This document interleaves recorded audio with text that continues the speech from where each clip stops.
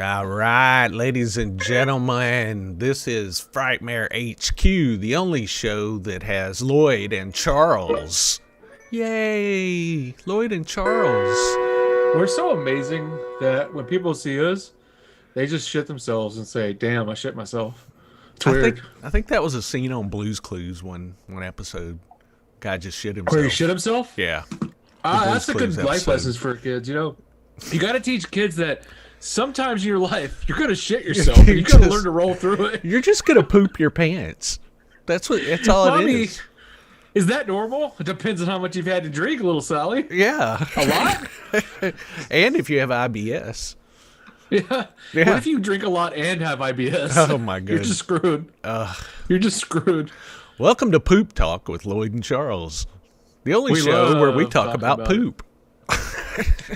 I'm a fan of poo myself. Are you a fan of poo? Absolutely. Leg.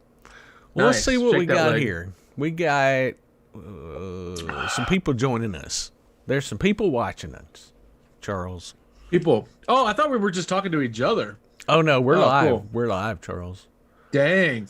Let's right. see. Travis Brown. Who's on? Travis Brown. Oh, DT. DT. He said, hey, Frightmare family and Lloyd, I saw the week in horror from last night and sorry to not be there. Hey, no problem. I'm glad you got to see it.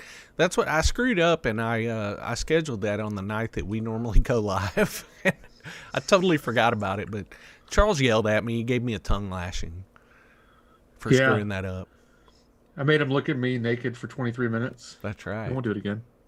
Well, anyway, we had a fun time last night, but it's back to Frightmare HQ. Man, we like Frightmare. That's right. David Dugas is also here David with us. Dugas? Dugas. You have to pronounce it. I didn't even get that my- way. It's I didn't actually even get my the end. champagne out for him. Yeah, there's Man. an N at the beginning of Dugas. Dugas. You have to put your pinky up too. Dugas. Hey, Mr. Dugas. Yeah, that's right. You look very saucy with your monocle, Mr. Dugas. Dugas. Let's see. Todd Lewis is here. Oh, Todd Lewis. Oh, yes. Oh, Great yeah. grumpy grapes. Todd. Who else do we got? Todd. Stephen Burt's here. The Burt that makes it man. hurt. Bert makes it hurt. Killing me. Yeah. Let's see. I'm looking through everybody. Oh, here's Chrissy Gilliland. I know Chrissy. I do too. Chrissy knows how to party. Chrissy does. Let's see who Yeah, else she we got. does. This is Tyler Burrows is here. What's up, Tyler? Oh, T Burrows. I know T Burrows, man. Scary son of a bitch. over Makes on the my hairs tingle.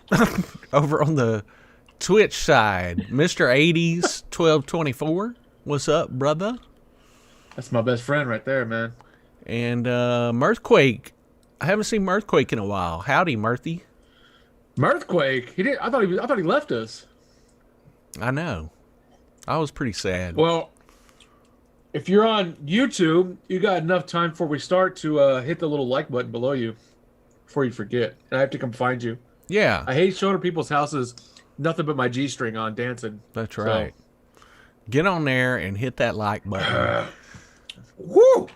I don't know what I'm drinking, but I there's- think it's horse piss. There's Twitch Nate 81. He said I'm twitching around. Oh, what is this? Fucking shit. What's What? going on? What did you just smell?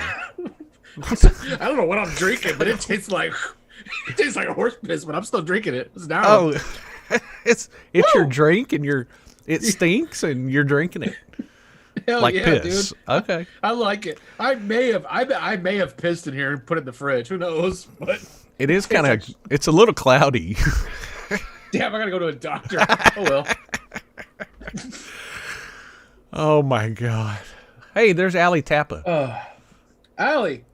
Richard Nettleton is Tap. here too. Ingrid's here too. Hey, where'd she come Ingrid! from? Where? Oh, there she Ingrid's is. like a. All I she's a saw magician. was all of those beautiful hearts and packages and all those emoticons, man. I was like, that's all I saw. I didn't even see it was her that posted that. You don't have to. Ingrid, you blinded me with your beautiful, colorful hearts and packages. Blinded by the light. Woo!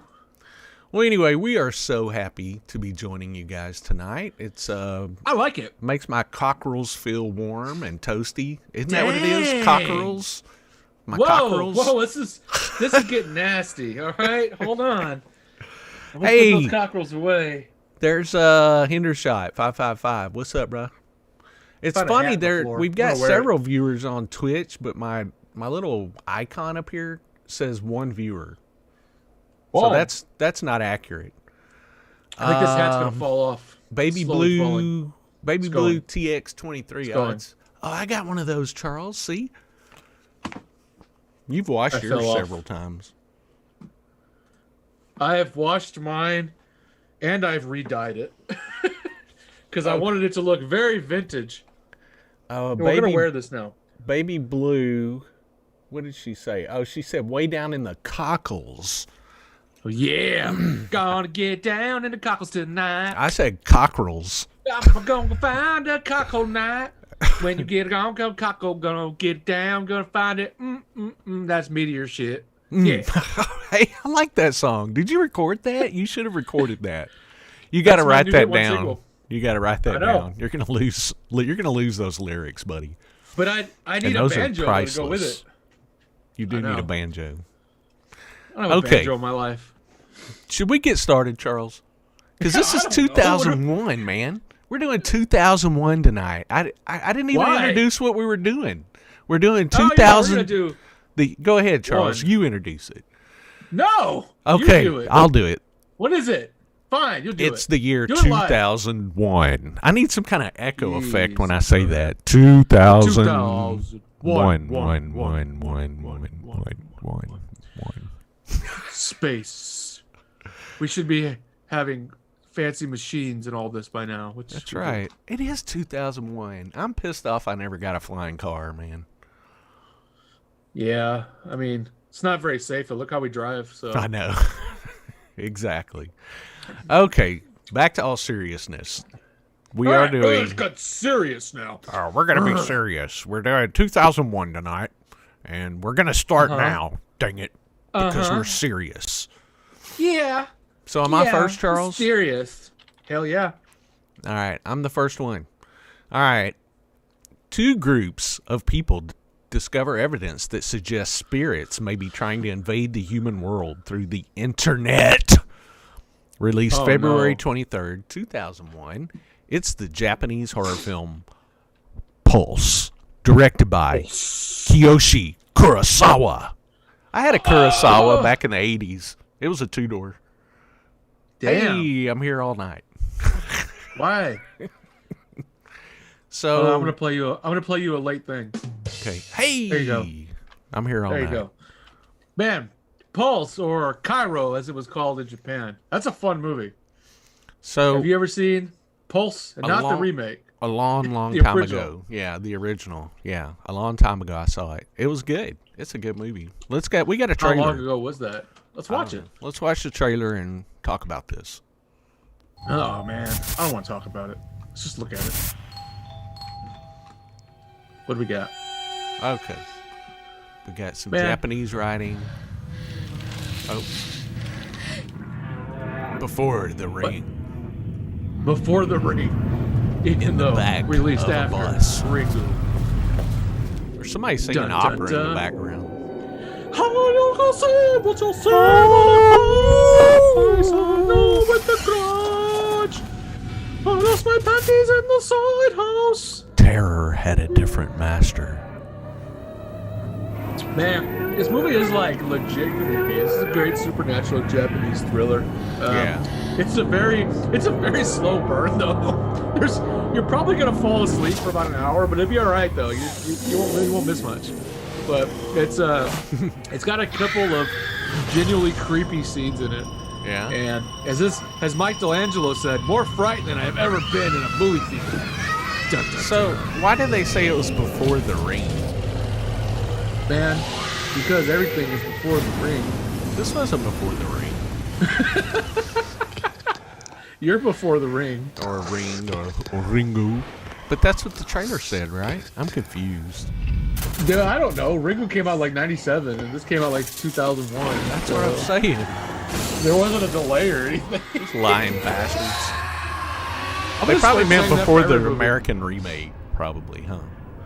Every movie that I make, I'm gonna put that's stuff that are like, before Titanic, before Stanley Kubrick's The Shining, there was Charles's The Invasion of the Ladybugs. You forgot before Debbie Does Dallas. Before Debbie Does Dallas, Charles did Fort Worth. There you go. He did it. Yeah, J.D. Smith, Digi-Artist, pointed that out right before I said that, I think. He said it was probably before the American remake, so yeah. Yeah, that's the American trailer. And, Americans, once we see something in America, there's no prequels. We do it first. We don't care. It's not a remake. It's an American original. That's what we think here. Oh. Am I right or am I right? Ingrid just posted a bunch of bunch more icons, and the YouTube hid it, so I had to click show. YouTube was like, nope, you're not showing those. No, Ingrid. YouTube's like, we can't hold the power of Ingrid out to the world. We much pulled her in. That's right. It was like, you have too many pretty emoticons. Ooh, I'm so pretty. Allie said she watched Wild Zero and she loved it. Oh, heck yeah. Good. What a great movie. I saw several people saying, posting that they were going to buy that DVD after we said that. I mean, after we talked about it. Yeah, so that's cool. I hope anybody else that saw it like Allie did, let us know. Yeah, let us know. I'd like to know if you guys watched it or not. Let us know what you thought. Yeah. Let us know what you thought. Now, Pulse, if you want to watch it, Arrow Video did bring a Blu-ray out that was really good, but it's also playing on Hoopla. Yes. Hoopla. Yeah, I mean, if you're a fan of this type of era of Japanese horror, which follows like Ringu and all that stuff, you'll actually really like this one. Like the other ones, it's a little slow, like I said, but it does have a cult following. And like every other Japanese movie, there was an American remake also called Pulse that came out in 2006. And I mean, the guy who directed this, Kurosawa, also wrote it. Then he took his screenplay and he adapted it into a book himself too. So gotta give him props for that. That's pretty cool. Usually it's the other way around. Yeah. While we're talking about Japanese films, did they make a animated or live action film out of Uzumaki yet? I don't know. I thought they did. We'll talk about that later, but I love the manga Uzumaki. So I always heard that they were going to make films out of that, either animated or live action. I don't know if they ever did, and if they did, I got to see Uzumaki.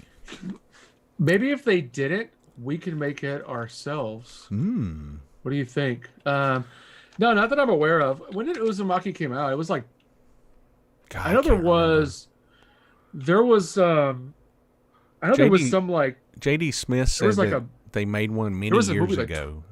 Yeah, I was gonna say like 20 years ago they made one. Like 2000 they made a Japanese horror film on it, but nothing like recently. I know. Yeah. Okay, well there you go. I mean, other than that, I just work here, man. I don't know. That's right. All right.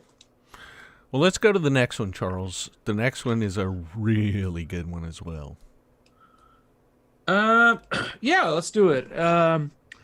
So, after a boy arrives at an ominous orphanage, because it's got to be ominous, he discovers the school is haunted and has many dark secrets, which he must uncover. This was released in Spain, April 20th, 2001. It's a Spanish-Mexican gothic horror film called The Devil's Backbone, written and directed by the one and only Guillermo del Toro. Oh, yeah. The Devil's Backbone, Lloyd. There you go. What a great movie. Fantastic movie. Really, really, really, really good. It's definitely a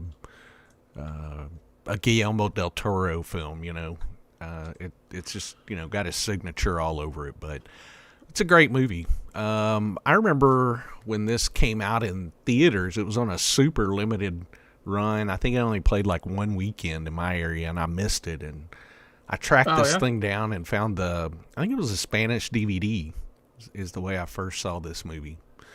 Okay. But it's great. I love it. Yeah. I mean, it is. It's a really fun movie, and if you guys haven't seen it, it's set in Spain during the Spanish Civil War in the 1930s.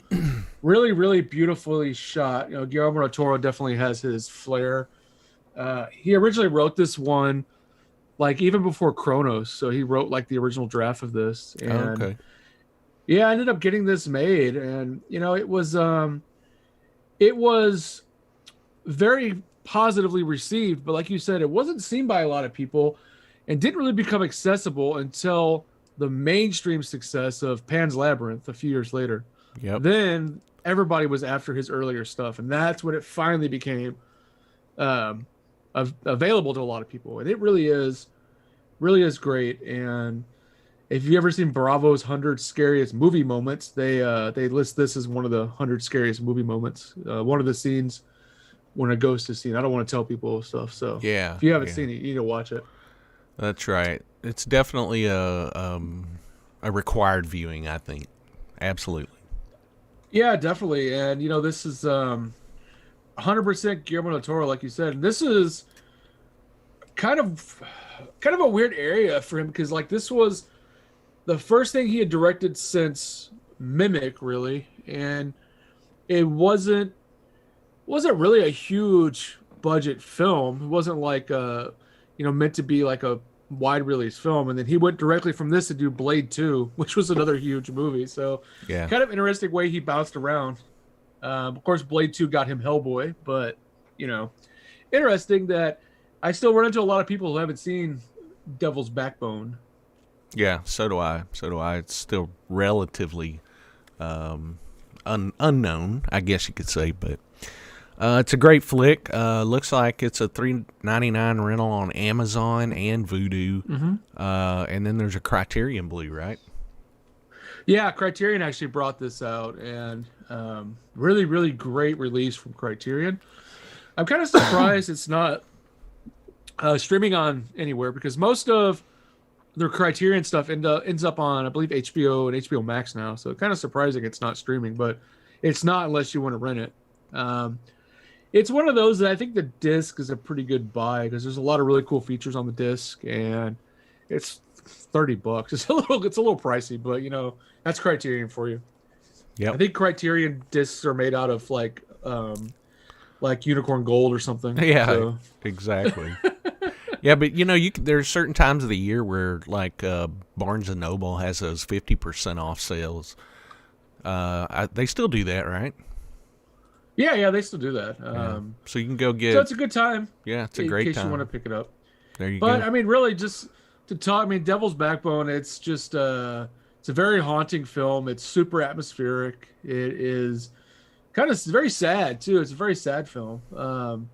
Fantastic ghost story though. It's one of those that, you know, it was filmed in Spain, beautifully shot. One of those that, you know, the production value was so high that even if it wasn't seen by a lot of people, this was always destined to be a classic film. Yeah. And I think it's definitely has a huge following now. If people haven't seen it, I would say go watch it, because it really is fantastic. Really is. And it is in Spanish and it's subtitled, so be ready for that for those that aren't big subtitle folks. But this one, there's not a ton of dialogue, you know, so it's cool. Does not rely on dialogue, yeah. All right. So the next one. Oh, my goodness, Charles. The next one. What is it? I just saw what it was. You shouldn't even introduce it. Just play the clip and just be like, here. Okay. Let's do that. Just play the clip for it. All right. We're going to play the clip, and then we'll go back and read the synopsis or something. I don't know. It depends on how we feel after this.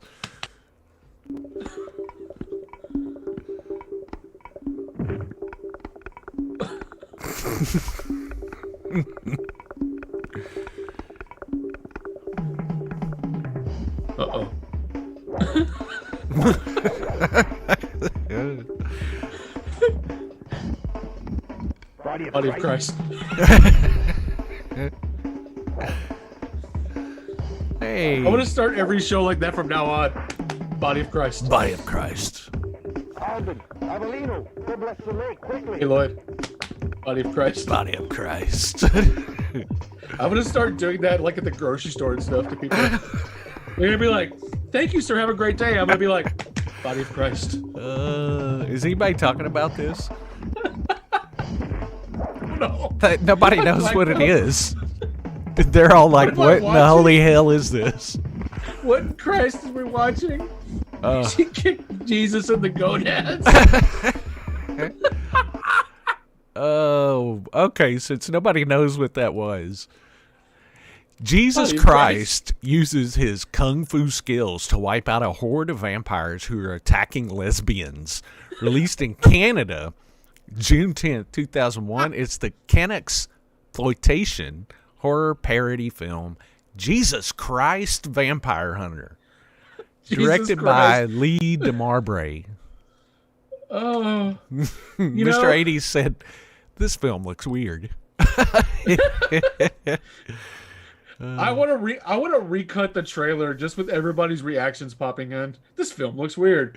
What the hell did I just watch? I'm actually kind of surprised that so many people don't know what that is because Jesus Christ Vampire Hunter was somewhat notorious for a little while there. I even remember there was a film magazine that used to put a DVD in every copy of their magazine, and they put that movie in their magazine one month.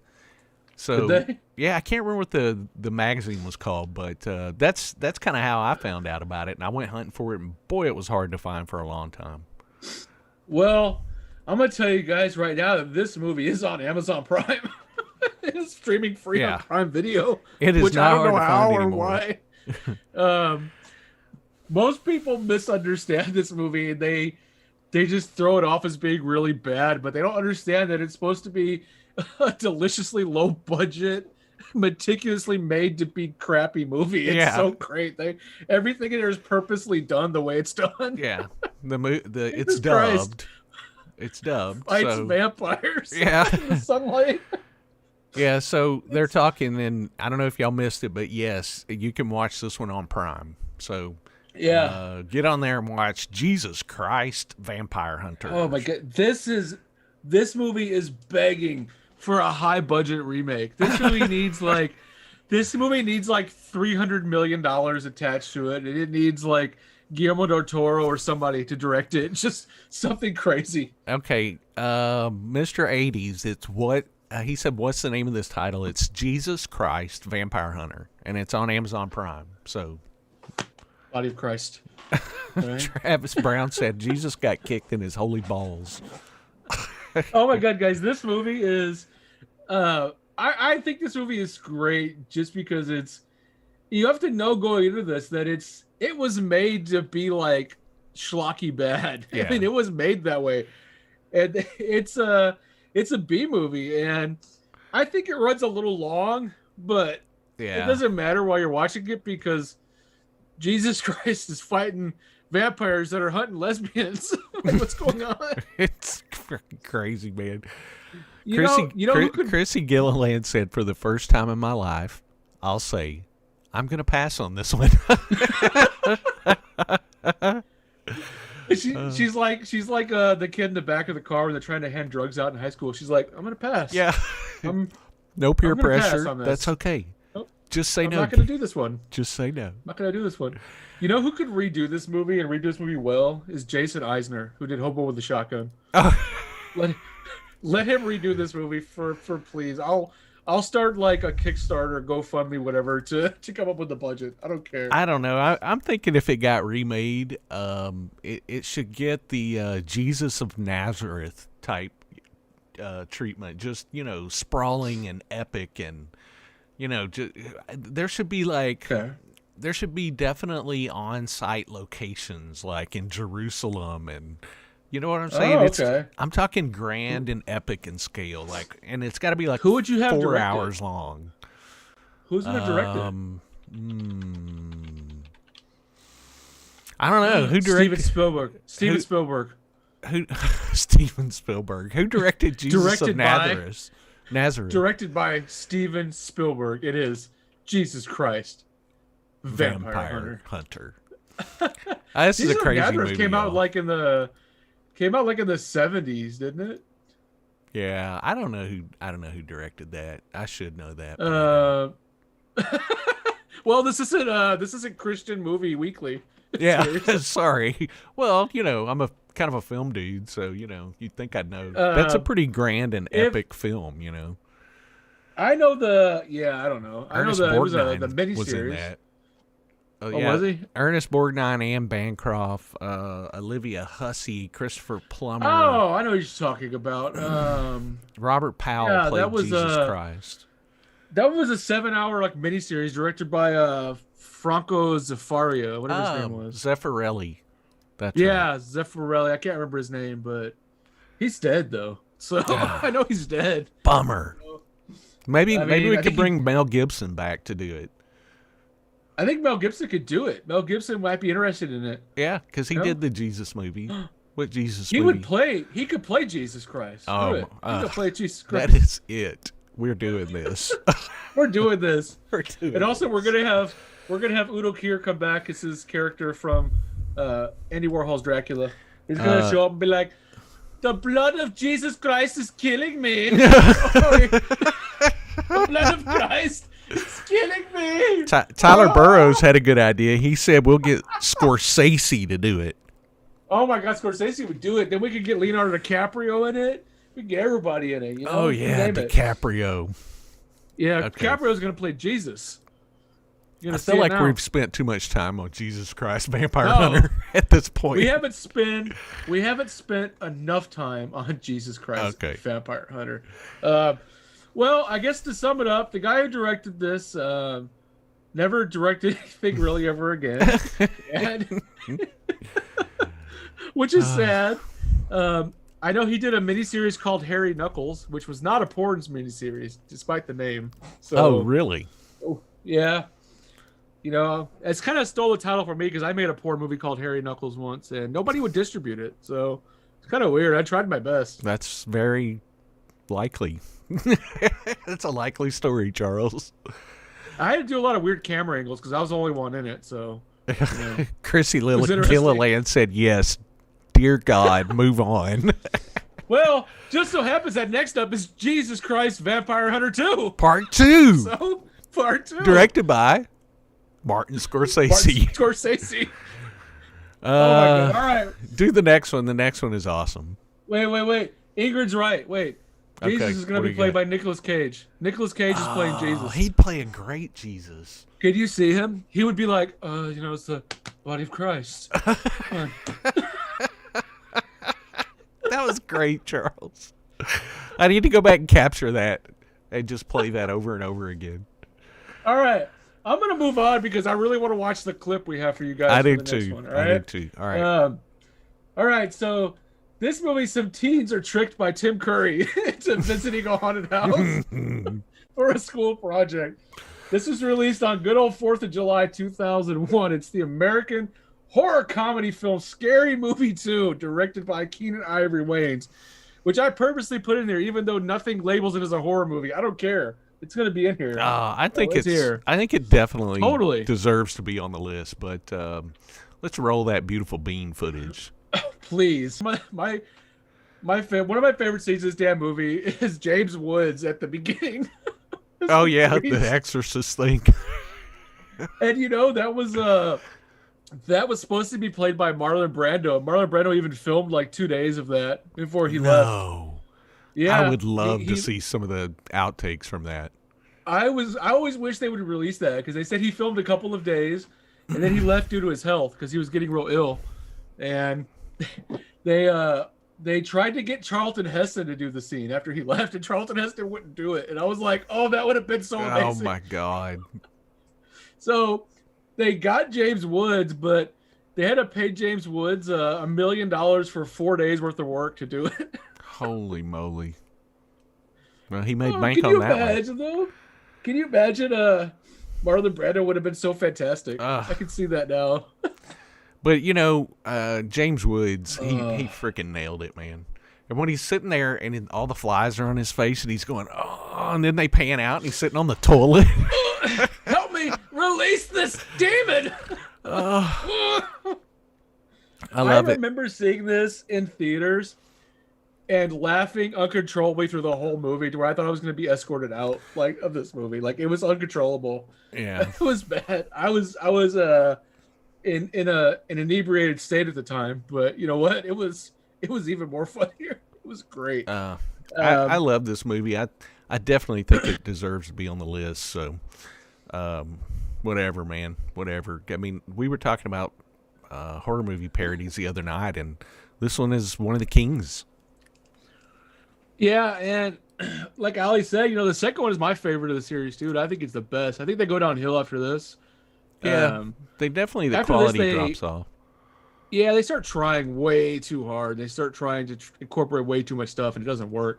The first two felt so natural and just hilarious, Well, they kind of had a story and a plot. The other ones, they didn't really, they kind of did, but it was just, like you said, they just tried to cobble a bunch of stuff together, and they tried too hard. Yeah. Travis said, remember the clown dragging him under the bed. Oh, yeah. Hey, get your finger out of there. The clown was scared at the end. Good stuff, man. I do love this movie, though, and, it's a lot of fun. It's one of those that you can just rewatch and rewatch again. It parodies a lot of movies in it, though. I mean, there's so many different movies in this it parodies. It's crazy. And apparently, Keanu Wayne said that he watched 130 horror films to get background research on his parodies. I was like, that's why it works so well. Because the Wayans brothers have always said that they're huge horror fans. Like, they grew up with a lot of horror movies as kids. And you can kind of tell them this because they really mix comedy and horror very well. Yes, they do. Yeah. In a way that's people tried to copy since these movies, and they're not as good, at all. Mm-hmm. Yeah. There's several. I mean, and really, a lot of them became just kind of that airplane humor that didn't work. You know what I mean? Yeah, yeah. Ali asked, was it Ali who asked if the Wayans brothers had? Yeah, Ali asked if the Wayans brothers have much to do with the ones after this, though. From me remembering, no. I know David Zucker took over as director of 3 and 4, and David Zucker is like the most generic white man ever. And you said Airplane. David Zucker actually directed Airplane and Naked Gun, so he tried to make those Naked Gun. Yeah, kind of. That was kind of that airplane humor. Yeah. He did a few films like that, and they're all kind of stinkers, Yeah, and it's kind of, I guess it's kind of interesting. They were able to get a lot of people in the third one, but the Wayans brothers were pretty much completely gone from it. I don't know what happened with that. If it's something with the studio, maybe bought them out or threw them out, or who knows. But definitely was not not the same movies. Nope, sure wouldn't. So this one you can buy on a Scary Movie triple feature Blu-ray, $15.99, or you can rent on Amazon or Vudu. Not streaming for free anywhere right now. And that's the only way they can sell Scary Movie 3 is they have to put it on that Blu-ray set with Scary Movie 1 and 2. And they're like, here you go, guys. You're going to watch it. This is it. All right. So let's move to the next one. The next one is also another good movie. On the flip side, though, this is a very serious, creepy movie. Tensions rise within an asbestos cleaning crew as they work in an abandoned mental hospital with a horrific past that seems to be coming back. First premiering at the Fantasia International Film Festival in Canada on July 31st, 2001. It's the American psychological horror film, and Hendershot already got it. Session 9, directed by Brad Anderson. Session 9 was a pretty cool movie. Man, it was creepy as hell. It was. It's got a pretty cool twist ending too, don't you think? It had a nice little twist ending, and the whole movie just flows really, really well.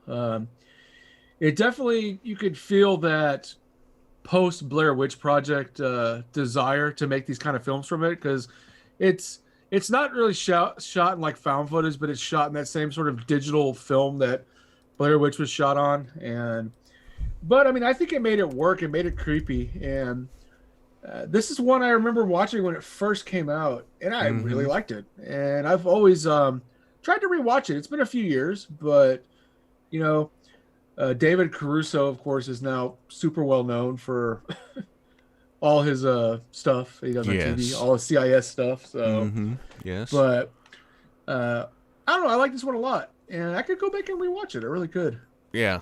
Yeah, I like it a lot too. It's been years since I've seen it because it is a little depressing at the end. Yeah, so it is. You need to be in the right frame of mind when you watch this movie. But it's great. It's a masterfully done movie. The director, Brad Anderson, of course, went on to do The Machinist, Next Stop Wonderland, and a bunch of stuff. So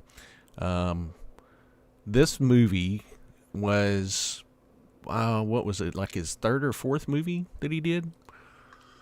He did Happy Accidents before that, which is actually a good movie. I know he did Frankenstein's Planet of Monsters, which is a short film. Yeah. I know he did Next Stop Wonderland, Happy Accidents, and I don't know if there's anything else between this. Machinist was after this. Trans-Siberian. What is Trans-Siberian, I was going to say, is a good one. I don't think I've seen that. Oh, it's got Woody in it. Woody Harrelson, Ben Kingsley. Okay. He did a psychological crime movie back in 2013 called The Call with Halle Berry that was pretty good too.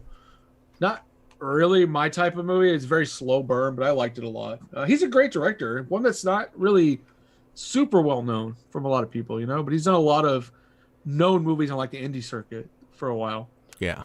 Yeah. But it'll get under your skin. This movie will get under your skin. It really will. It will get under your skin. It's depressing and at the end, but it's worth your time if you haven't seen it. Oh yeah, it's brilliant horror. I mean, there's a lot going on here, and it's one of those that you may watch and then want to rewatch again because there's a lot going on in it. You know, there's a lot that's little like I said, a little uneasy in it, but it's got great tone in it, great mood in it, so great. Definitely worth seeing, and definitely a good example of, again, something done on a lower budget, done really well. So yeah, it was definitely a lower budget flick. Anywhere you can watch this one right now? Yeah, when I looked it up, you can only rent it. You can rent it for $4 on Apple, Amazon, Vudu, but there is a Scream Factory Blu-ray that's still available. It's like $18 on Amazon. And Scream Factory Blu-ray was really good. They did a good transfer on that one. So really, really like it. Really like it, guys. Cool. What else can we say? Just watch it and enjoy yourselves. Yes, please. What else is going on here? What is people saying here? Travis has never heard of it. Todd, you never heard of it. You should check it out. Todd said it has a cool poster. It does have a cool poster. Very, very good. Ashley Guillory said Danvers was torn down and turned into condos. Yeah, that's true. Yeah, this was filmed, and that Danvers Hospital was torn down, but actually part of the main building was left and converted into those condos. So they kind of used part of that main building, and they built condos into that. So theoretically, there's still some of this mental hospital alive. It's just not alive, you know? Right. It's out there. Ingrid said she liked it. Yep. I was talking about The Machinist. Yeah, Machinist is another good movie. Machinist is one of those movies that's not really a horror movie, but it kind of is. It's like, it creeps you the hell out, you know? Yeah, I agree. All right. Well, cool one. Let's move to the next one, which is, I like this movie too. Let's see what we got. You know, I really like this one. Now, a woman who lives in her darkened old family house with 2 photosensitive children becomes convinced that the house is haunted. This was first released in Portugal, August 2nd, 2001. It is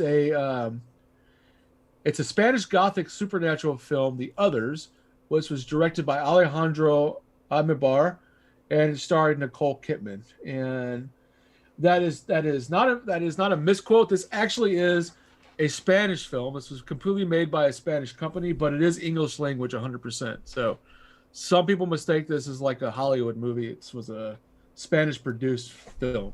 So. Yeah, yeah. And it was hard to find for a little while. I remember actually buying the Chinese DVD of this before it ever came out in the U.S. Yeah, the others is super suspenseful. It plays like the old 1940s ghost stories, like how it's set, and even throws back to like the old fun gothic films of the 60s and 70s, which I always really liked. Yeah. And it's basically borrowing that turn of the screw plot line, or whatever you want to call that. But this movie is super well done, and I love that turn of the screw story. So I like to see it when it was updated, because a lot of those turn of the screw movies are old. Yeah, that's true. That is true. Yeah, I mean, this is a great one. I think a lot of people have seen this one. It was big around the time it came out. I think a lot of people have seen this, but maybe not rewatched it in a while. I know that Kidman was nominated for a Golden Globe for her performance in this. She did really well in this, and yeah, I love this movie. It's great. Yep, absolutely. So the director of this, Alejandro, is a pretty good director. He hasn't really done anything else. I mean, I think the only thing he did that people have maybe seen was The Others. He did a really good movie called The Sea Inside, which was a biographical drama, definitely not horror. And then he did another movie called Agora, which was an adventure film, but nothing else that, he makes great movies, but not stuff that people really see, It's kind of one of those things. Right. How that goes. Well, let's see. This says Cinemax is streaming this, or you can watch it on Cinemax. They don't do the Chromecast anymore, do they? Cinemax on their app. Yeah, that's a bummer. No, I don't think so. So you got Cinemax, or you can rent it, Apple TV, Amazon, or Vudu. And there is a Blu-ray out from Paramount for about $10 on Amazon. Yeah. This is one that I really wish. I really wish somebody would do a good resto and like a re-release of this, because I mean, this would be really cool if somebody. I think this one would look great on like a 4K release, because there's a lot of great scenes. It was shot really beautifully, and even the Blu-ray is not that good. The Blu-ray is basically using an upconverted scan almost that was done years before. So it's one of those where there is a scan of the original negative, but it was scanned in before HD. So I mean, really, you've got like a 720 scan that's bumped up to 1080 on the Blu-ray. So it's what I'd like to see redone. I think it'd be a great one for like a Scream Factory. I think it would be a great one for them to do, because it kind of fits in their wheelhouse. Oh yeah. Todd Lewis said, if you like films based on the turning of the screw, I urge you to avoid the recent film, The Turning with Finn Wolfhard. Doesn't that have Nicole Kidman in it too? Probably. It's probably the same movie. Yeah. They probably told her it was a sequel. She was like, okay. I'm in. Okay, mate. Throw another shrimp on the barbie. I love old Nicole Kidman before she lost her Australian accent. Back when she was in like BMX Bandits and shit. And all of a sudden she's like, I'm no longer Australian. I'm now English. So it's like, okay, woman. I'm thinking of something else. This isn't Nicole Kidman, but there was something like The Turn, or I don't know. I'm getting things confused here, but do not see The Turning with Finn Wolfhard, according to Todd Lewis. When you tell me not to watch something, that means I really want to watch it. Yeah, I gotta see please. It. Grab this. Seriously, dude. I'm like, let me do it. All right. Sweet. So let's move on to the next others. Yeah, we could jump. We could jump around. Why not? Let's do it. What do you got? Jump around. Jump up and jump around. In 21. Here we go. This is your favorite movie. Wait. I gotta put this on. Hold on. Put that on, and there you go. Any guesses? what this could be, guys? All right, I got it on. All right. In 2176, if I say this, it's going to give it away. A Martian police unit is sent to pick up a highly dangerous criminal at a remote mining post. Upon arrival, the cops find that the post has become a charnel house. What is a charnel house? I have to look that up. It's a saying that means lots of death, basically. Oh, okay. Released 8/24/01. It's the American sci-fi horror film Ghosts of Mars, written and directed by J.C., not Jesus Christ, John Carpenter, and starring Natasha Henstridge, Ice Cube, Jason Statham, and Pam Grier. Huh? You can still hear, right? I can hear you. I just can't see. Ghosts of Mars. Let's see. Oh, here's the trailer. You want to watch it? Yeah. You can't see Watch nothing. I can feel it in my body though. All right. We got ghosts. We got ghosts going on to a mine. Mars. There's lots of red sand. Oh man, red sand. This was around the time when everybody was trying to make a Mars movie, right? Can feel it. Life form classification unknown. It was supposed to be a routine prisoner transfer. Collect and transport prisoner. Why? Why is he there? Who knows? It's Ice Cube though. Bodies were hung and decapitated. J.D. Foxy Smith, Brown. digiartist, said starring Ice Cube, the Naked Species Woman, and Marilyn Manson as the death of Carpenter's career. Don't forget Foxy Brown in it, reprising her role as Foxy Brown. That's right. Ice Cube. They're about to discover nothing is what it seems. Oh my god. It featured the transporter too. We got a situation there. Everybody in the mart's gonna The transporter, that's right. What the hell is going on out there? What's this thing go? Okay, it's like this. Okay. We woke it up. It takes All right, us. got it on now, I Talking can about see. kind of possession. Something's kicking out there. We need us, and we need you. None of us is going to survive if we don't stick together. So I'm still alive. I'm gonna take this thing off because it's actually really heavy on my head. Is this? We had this girl at our show, didn't we? Hold on. Natasha Henstridge. Hold on. No, we didn't What have were you her. saying? We didn't have her at our show. Who was that? The girl that played Terminator 3. John Carpenter. That's of Mars. this one. That's Natasha Henstridge. Damn, girl. I like you already. No, I'm thinking of somebody else. Yeah. So I took off my heavy helmet, but that's actually one of the screen-used helmets from Ghosts of Mars. It's just quite heavy. Is that a heavy helmet? Yeah, this thing's heavy as hell. This is one of the screen-used minor helmets What's it that they made use in the of? movie. Plastic? I don't know. Heavy plastic? Huh. You'd think they'd make them light for actors to wear.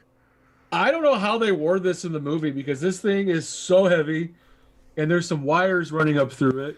Looks like it's gonna shock me. I don't know. Nobody's minding that shit though. That's no truth. Yeah. So okay. Let's put it out there. Ghost of Mars is one of my guilty pleasures. I'm gonna say it. He likes it. I don't Yeah. care. Baby Blue I don't care. TX. Yes. Kristana Loken. That's who I was thinking of. I don't know why Christina I get Loken, those yeah. two confused. Didn't she She play was also in the. She was also in Species? the L Word. Was she in one of the Species movies? Or was it Weren't you in one of the always- Species movies, Lloyd? Come on, Charles. Tell me. What is the answer to my question? No, Yeah. she was not in a Species movie. Baby Blue, I Is that know you're better? Cynthia. I just say that. Well, You like anyway, saying Baby Blue. Ghosts of Mars. Everybody was trying to make a Mars movie. Right around Everybody this was time, trying to right? make the Mars movies. Now, people shit on this movie. I like this movie because I like stupid ass 1970s and 80s sci-fi action movies. That's exactly what this is. This is a movie. This is a movie that literally could have been shot in 1979 and then dug up and released in 2001. It literally is that movie. Yeah. There's nothing in this that does not say 2001. This is straight 1979. Seriously. So there was Red Planet in 2000, Mission to Hey, Mars in 2000. Red Planet. I say Mission to Mars is a fantastic movie too. Mission to Mars is underappreciated. Yeah, film. and then there was Ghosts of Mars, of course. What else was there? I know there were more Mars movies around that time. I don't know. Yeah, there's Mars John in Space, Carpenter. I don't know that time period. Yeah, I mean they made a Doom movie at one point. I know that they made Stranded. They made Interplanetary. Yeah, I don't know. I mean there was a lot of forgettable 2000 sci-fi movies. Yeah. Red Planet, like you mentioned, is definitely one of the worst ones that was released about the time. It was one of the worst ones that had like probably the best plot because the plot actually made sense in it. And then Mission to Mars, I really, really liked. And then there's Ghost of Mars, which I'm not saying Ghost of Mars is a good movie. I didn't say that. I said I liked it. Those are two different things. Yeah. Those are not the same thing. Yeah, this is. God, this movie had a fantastic cast, though. I mean, you got a lot of people in this. Yeah. Somebody mentioned that it was a great cast. Somebody on Twitch, but yeah, it was. You guys know that, if you don't know, Ghost of Mars was originally going to be the third Escape from New York movie. I'm not kidding you. This was originally written to be Escape from Mars, and it was literally supposed to be that Snake Plissken is arrested again and sent to a new prison on Mars, where he subsequently has to foil some sort of plot like the other ones, and then he steals a spaceship and goes back to Earth. That was the original Snake Plissken. That was the original plot. And you know what? I would have liked to see that made, because hell, why I would not? have to. I don't care how bad they are. I will take more Snake Plissken movies as long as they're directed by John and they star Kurt. That's all I want. Yeah, that's pretty much what it was going to be. And even the second draft. So this Snake Plissken, we went through multiple drafts. The second draft of this Escape from Mars movie was almost exactly the same as Ghosts of Mars. Like, it was turned into this horror movie, and Ice Cube's part in this movie was supposed to be Snake Plissken in that second draft. So Is that it was literally right? supposed to be. It was literally supposed to be that they were coming to pick up a prisoner who was Snake Plissken, and now Mars has been taken over by Martians. And Snake Plissken had to fight his way out. I'll Needless to take say- all of those versions. Just make them. Just make Needless them. to say, this was never greenlit by the studio. It was almost greenlit, but since their Escape from LA bombed so hard, they said no more Snake Plissken movies. They let him make this movie, but not as a Snake Plissken movie. Like, come on. I want to see the Snake Plissken version of this. Well, Let's do it. Escape from LA is actually a guilty pleasure of mine. I do love that movie, and I know a lot of people hate Escape from LA, but I just have fun with it. I think it's a fun flick. I like portions of that movie. I like Steve Buscemi in that as Map to the Stars Eddie. Yeah. Map to the Stars Eddie. Hey. It's pretty goofy and it's pretty, out there, but it's something I enjoy watching. So what can I say? Yeah. Todd Lewis said, I thought the third was supposed to be Escape from Earth. Well, that came later. Your Escape from Earth. That's right. So what do we got? Where can we watch Ghosts of Mars as if we really want to do that? Well, I think it's available in packs of Tide whenever you buy laundry detergent. There's copies of Ghosts of Mars at the bottom of it. But no, in reality, there is it's not streaming, which is surprising because you think this would be streaming everywhere, but you can rent it for like $4 on basically every service. But there is a Blu-ray out that's $9, and the Blu-ray again is an upconverted DVD. Essentially, there is nothing remastered or restored on this, and there's never going to be. Yeah. A lot of John Carpenter movies are getting 4K releases, and I don't think Ghosts of Mars is going to get that special 4K treatment. Yeah, I'm not seeing it. I don't know anybody You're not that would seeing invest that money. You're not seeing a giant like Ghosts of Mars 4K box set with like, $345 that includes 9 different versions and, Exactly. All right, well. Todd Lewis said Escape from LA has Bruce Campbell in it. Yeah, Bruce Campbell is so great when he pops up as the Surgeon General at Beverly Hills. Yeah. He's a no good. I couldn't give him away. I like that This part. movie, though, Ghosts of Mars is one of those movies that I enjoy because it's bad, but you kind of look back and you're like, how was this ever made? And the fact that this was made, how was this made on a $30 million budget? Like, why was this not a sci-fi TV movie, But this is what happens. Yep, that's it. All right. So Ghosts of I can't talk about Mars. this movie anymore. I can't talk about this movie anymore. That's all I know is that it should have been a Snake Plissken movie. All right. Let's go to the next one then. The next one, Charles, you ready? That's you. I'm scared, but yeah. Yeah. I'm a little scared too. A brother and sister driving home through the isolated countryside for spring break encounter a flesh-eating creature, which is in the midst of its ritualistic eating spree. That sounds like my Saturday. Like, every Saturday I have a ritualistic eating spree, Yeah. This was released August 31st, 2001. It's the American monster film Jeepers Creepers, written and directed by Victor Salva and starring Gina Phillips, Justin Long, and Jonathan Breck, Lloyd. Jonathan Breck. Jeepers Creepers. Where'd you get those peepers? The title sounds like a Scooby-Doo movie, doesn't it? Yeah. Scooby-Doo and the Jeepers Creepers. Yeah. Woo-hoo! Shot, zoinks.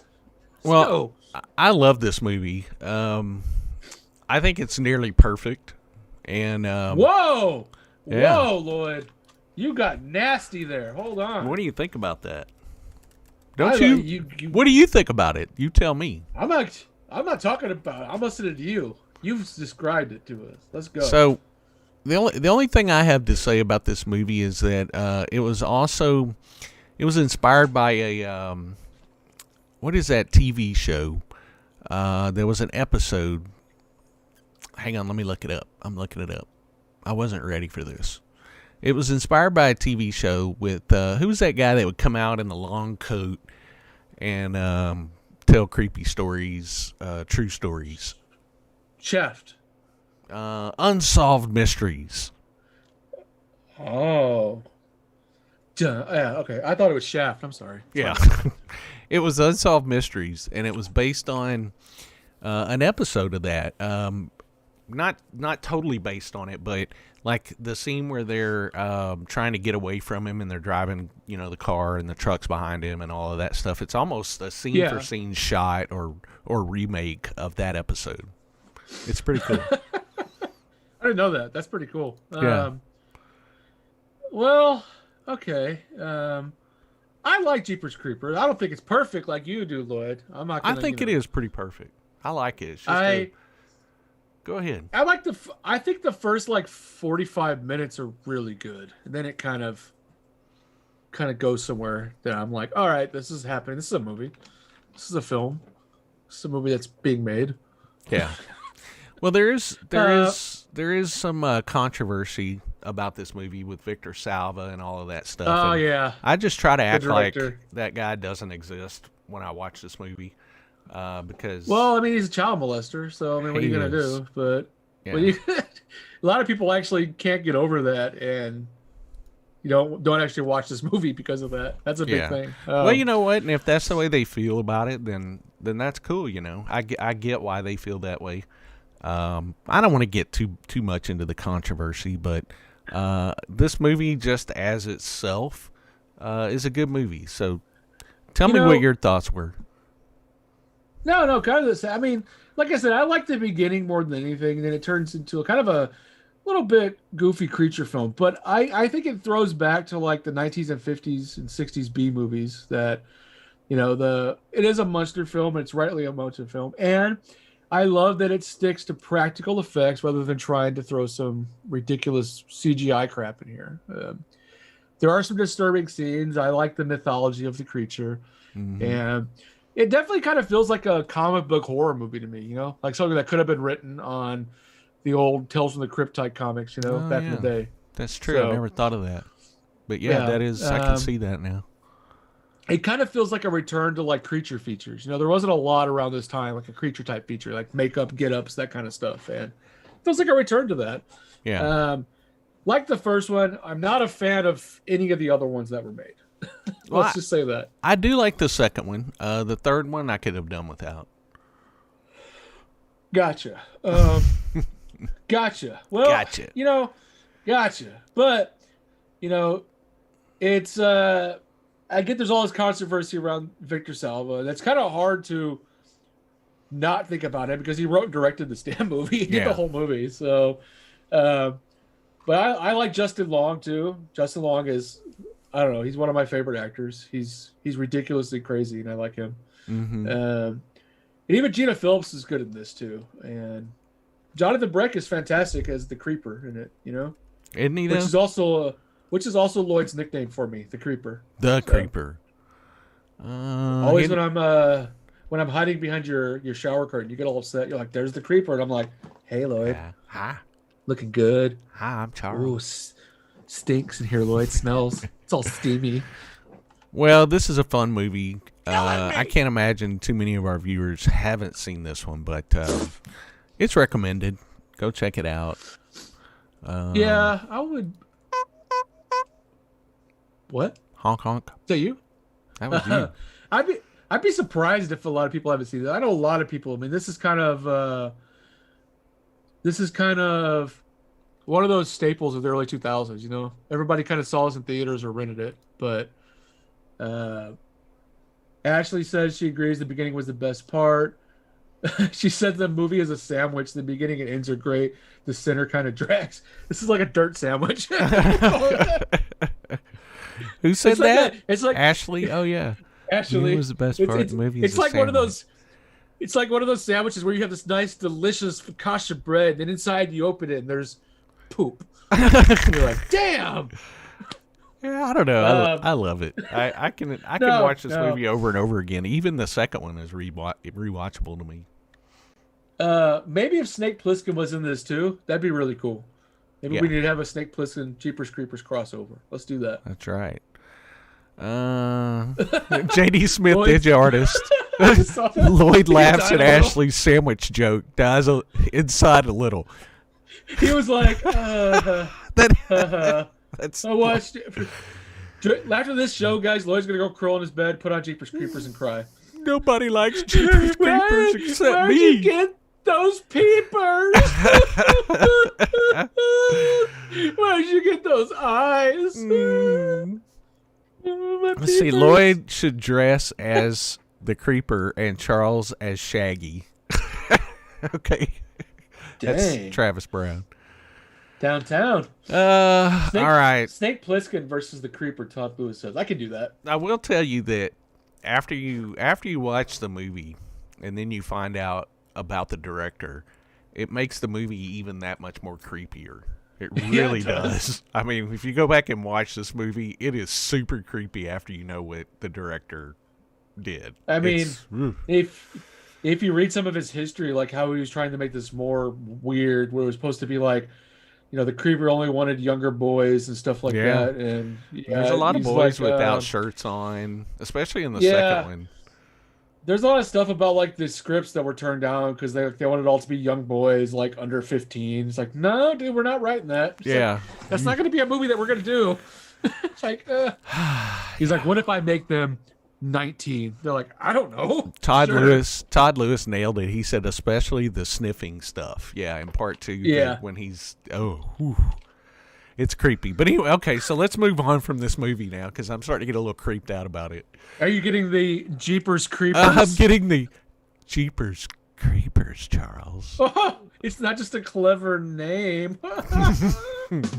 Hey, here I'm here all night, guys. All right, so you can actually watch this on HBO Max, or you can rent it on a bunch of different places. And there's a Blu-ray for $4.99. But didn't Scream Factory come out with a deluxe edition of this movie or something? Yeah, I mean, you can get a basic edition of this for $4.99, or you can pay $35.99 and get the Scream Factory version, which is not remastered or restored. Yeah. And so do your picks. Just watch it on HBO Max. I'm sure everybody has that, or most people do. I mean, yeah, why not? All right, moving on. This is a good one, Charles. I love this movie. You liked this one? Did a car just run This is you. into your desk or something? Jeepers Creepers, man. Okay. I don't screw around when it comes to Jeepers Creepers. I There's was all kinds like, of weird bam. shit's happening over What here. happened in the You know background? what I'm talking about. Whoa. All right. Whoa. So here we go.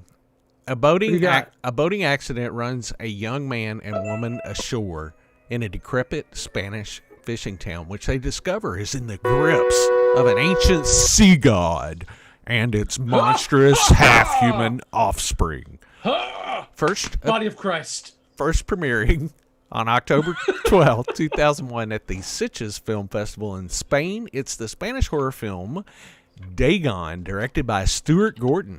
Despite the title, it is based on H.P. Lovecraft's novella The Shadow over Innsmouth and not his short story Dagon. The Shadow over it's not. Innsmouth. Why do they do that to me? I don't know. Yeah, I Why do don't you do either. that to you? I got something for this. I need to find it. Go ahead and talk while I find this. Oh, here it is. This is a fantastic film, and this was kind of Stuart Gordon's return to form with horror. Yeah. This kind of came at a time where Stuart Gordon hadn't really directed a lot of horror in the last decade. He did Castle Freak, and that was pretty much it. And we did a whole series on Stuart Gordon for our Patreons. We did a whole show on Stuart Gordon. So if you're not a Patreon, you can join Patreon and go back and rewatch that, where we discuss this movie a little bit more. But I like Dagon. Super well made, and another movie that a lot of people didn't see at all and still haven't seen. Yeah. I still run into people who haven't seen this. Well, you got Stuart Gordon once again doing an adaptation of H.P. Lovecraft, so I don't think you can really beat that. And it is a good movie. It's just really good, really good. Yeah. Like you said, it's shot really well, and this was always Stuart Gordon's a great example of what he can do with an more independent studio and a lower budget. He always made these fantastic films, and Yeah. this is a fantastic example of it.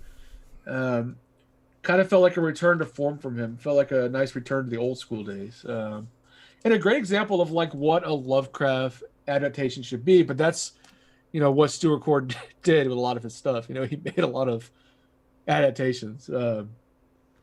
But it's very symbolistic.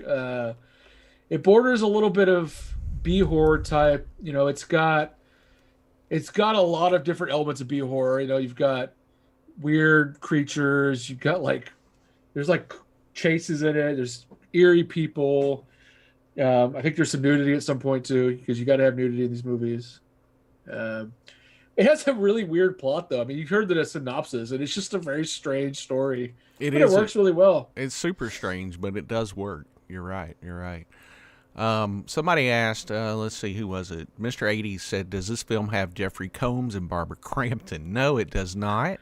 But the dude, Ezra Godden, wears glasses in this movie, and he kind of looks like Jeff Combs.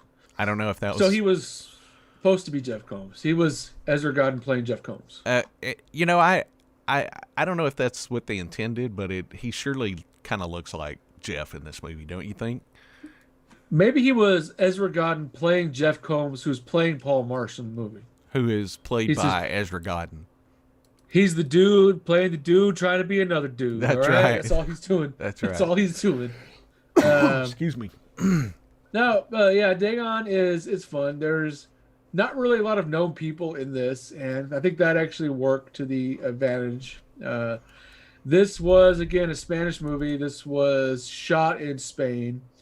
Really, really beautiful location in outside of Barcelona, Catalonia.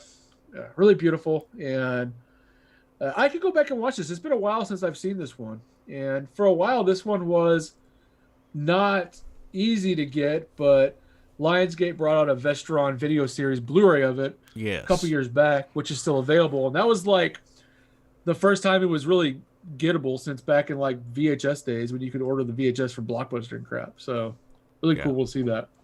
It is good. So I do. JD Smith Digiartist says really love this movie. I really do too. I think it's not well known enough. So everybody spread the horror love. Tell your friends about Dagon and go watch it. Go watch Dagon. Dagon could be your new favorite movie. Dun dun dun. Dun dun dun. Dun dun dun dun dun. Womp womp. Yeah, that's what I got about Dagon. Now, it's a fun movie. Now, if you haven't seen it, I definitely recommend, like I said, going out and getting it. Get the Blu-ray release. Blu-ray release looks really good, and just enjoy yourself. It makes a fun series. Like if you try to do a Stuart Gordon, this is definitely one to throw in there for a Stuart Gordon series. Makes it a fun little combo with like From Beyond, Reanimator, and like Castle Freak. It's a nice little 4-pack combo to watch those together. Definitely. Highly recommended. Okay. Let's go to the next one. You're up, Charles. Oh man. A very rich collector dies and leaves his very strange house to his nephew and his family. This was released October 26, 2001. It's the U.S.-Canadian co-production supernatural horror film called Thir13en Ghosts.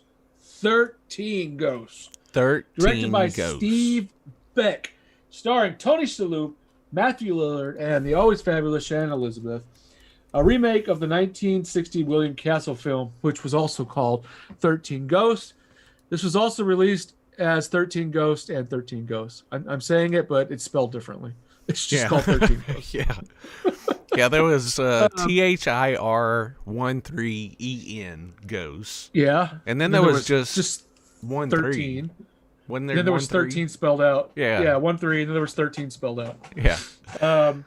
This movie was absolutely loathed when it came out. It was. This movie was absolutely loathed for about a decade after it came out. Then people realized, hey, this movie's kind of fun. Yeah. And now this movie has a huge cult following. I always enjoyed this movie. I always thought it was super inventive, like the ghosts they made, the story. I never got the shitty rap it got. And then it came back and people were like, ooh, I like this movie. This is fun. I'm like, what the hell were you guys when I was saying this for like 15 years? Yeah, you guys were you're like, not allowed to like it now. Like, you join the bandwagon in the back. Yeah, you know, it is one of those movies, though, that when I first saw it, I didn't hate it. But when I watched it again, I liked it even more. And then when I went back and revisited it years later, I see why, you know, it's growing. Because, I don't know, it seems to get better with age.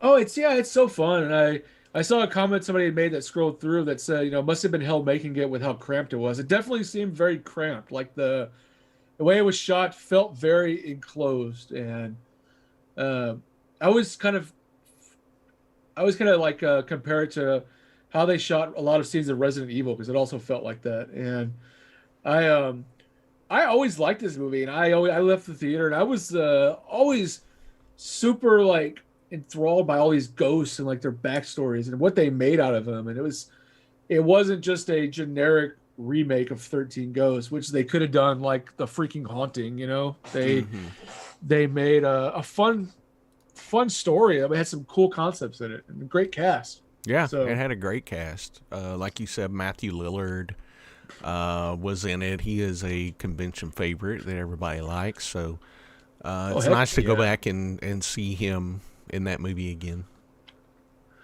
Yeah, definitely. And I didn't say it, but F. Murray Abraham's in this too, you know? Yep. And, you know, that motherfucker killed Mozart, and then he got some ghosts. So that's what happened. Boom. So, That will happen yeah, sometimes. but I mean, it's such a great movie, and the ghosts are really cool. And I know there's not a lot of backstories for all of them, but back when the DVD first came out, it was really cool because the DVD had a special feature called Ghost Files that actually went through all these ghosts and talked about them a little bit more. And I thought that was the coolest. That was like my first really like wow special feature on a DVD. I remember I thought was really cool. Something that's actually extra like that. Yeah. Was really cool. Remember when they used to do cool stuff like that on DVDs? Yeah. Now we just get, nothing. Right.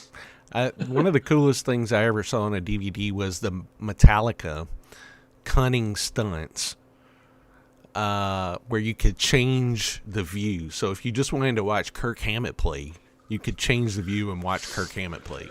You cool. just got a screen, or you could do anybody in the band. Hey, Richard. Here's $5 to make you thanks, holla. Richard. He gave us $5 to make us holla. Thank you very much, Heck Richard. yeah. Whoop, whoop. Appreciate that, buddy.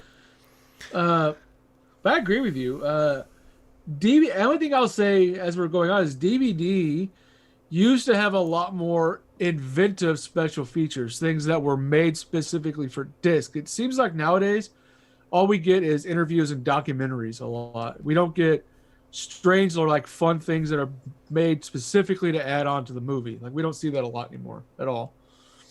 Yep. Yeah, you're right about that. So I miss that. I remember that feature. That is a cool feature of that DVD. Well, I mean, I wish there'd be more stuff like this. Like I said, we don't see it. Like a lot of these movies that come out, I wish there'd be things they would do like they did with this. We're like, oh, we're going to go through and we're going to have, they used to have like games and stuff you can play. Remember that? Like related to the movies and stuff. You can play like a game with your remote. They don't do that stuff anymore. They don't do it. Maybe we're just old. Maybe we're just old. I remember they even had a DVD where you could play Dragon's Lair. You remember that? It was an animated cartoon video game. You could buy a DVD and you could play that with your remote. I remember it was that. Cool. I remember that trend for a while where it was like choose your own adventure DVD things. Remember that? Where you would decide the story, and I had a bunch of those where the story would be decided by a bunch of weird psychological questions you would answer at given points. It was very strange. There was a couple of horror movies like that where it would decide the level of goreness by how you answer questions that it would pause and ask you. So very weird stuff that they don't do, like a lot of gimmicky stuff. Yeah, they don't do anymore. So. On the same note, They Live 64 on Twitch said, I loved the House of a Thousand Corpses DVD. Oh my God. Oh my God. The best menu ever for a damn DVD ever. That menu. Hell, shit the bed. I'm like, oh my God. I used to just love to keep that running. It would just be Sid Haig and he'd walk out. Hey! Like doesn't he say something like, hey, you still watching this? Or something like that? Yeah, I can't literally remember. used to. I would keep that running like back in the day. Like I would just keep it running while I was doing stuff because I think it'd be hilarious. It would last a while too before it restarted. Yeah. Well, thank you for that comment, They Live 64, and also thank you for following us on Twitch. If you're watching us on Twitch, yeah, thank you. Yeah, if you're watching us on Twitch, go ahead and hit that follow button. And another thing you can do is if you also have Amazon Prime, you can use one of your monthly free Prime subscriptions to subscribe to the channel. And it doesn't cost you anything, but it actually gives us like, what, $2.50 or something like that, Charles? $2.50, man. And we can use that to buy some tape. We get excited. That's right. Love it. That's right. So, yeah, go ahead. I just thought I'd mention that. No, go ahead. I'm listening to you. You're good. I'm done. I'm done. Oh, no, I was just going to thank him for that comment, too, because I hadn't thought about that damn DVD in a long time. I used to love that Sid Haig walking out. I think everybody should be like Sid Haig, just hey. That's one thing I gotta say is, I'll say that with Blu-ray and 4K, we have gotten better picture quality. We have gotten better transfers, but we have lost a lot of fun little touches that we don't see anymore. That's right. Like fun menus and stuff like that. We don't see a lot anymore. So and there's so much more they could do with Blu-ray and 4K, especially 4K. They hold a lot of space. It's a lot of space there. I mean, I would love to see stuff like House of a Thousand Corpses where they have the actor come back out and just record 5 minutes for no reason of just being on the damn screen. It's fantastic. It is fantastic. All right. Rest in peace to Sid. I miss Sid. Yeah, rest in peace to good old Sid. So we just did 13 Ghosts. Are we ready to move to the next one, Charles? Yeah, let's jump to it. I think we told everybody about that one. Let's go ahead to the next one because I cannot wait for everybody to watch the clip for this one. I'm going to get ready because I love this movie, and I do too. I'm going to tell you guys, before you watch the clip, this movie is going to be available, unlike most of my other movies I put on the list. And this is a weird movie by a famous director. Who knows? Maybe a lot of people have seen this already. Maybe, hopefully. All right, here we go. A family moves to the country to run a rustic mountain inn when, to their horror, the customers begin befalling sudden and unlikely fates. First premiering October 31st, 2001 at the Tokyo International Film Festival, it is the Japanese musical comedy horror film, The Happiness of the Katakuris, directed by Takashi Miike. So J.D. Smith, DigiArtist, nailed that before I got it out. So there are some people. Good job, J.D. He did. So let's go ahead and play that trailer, or that clip. This is probably the best clip in the whole movie. It is. I'm not even going to say, I'm just going to let you guys watch it. Let's do it. Happiness of the Katakuris. Happiness of the Katakuris. I'll type it in there for you, Mr. 80s. So you can... Miike is such a phenomenal J.D. Smith director. already typed it in. I don't need to. Oh, cool. Miike's such a fantastic director. He is so far out there. One of my all-time favorite directors. Like, I love everything he does. He's changed my life more than once with his movies. This movie's insane. This movie is beyond insane. This is where insane goes on vacation. This movie. It's also a musical for anybody that's wondering. It's a musical, yep.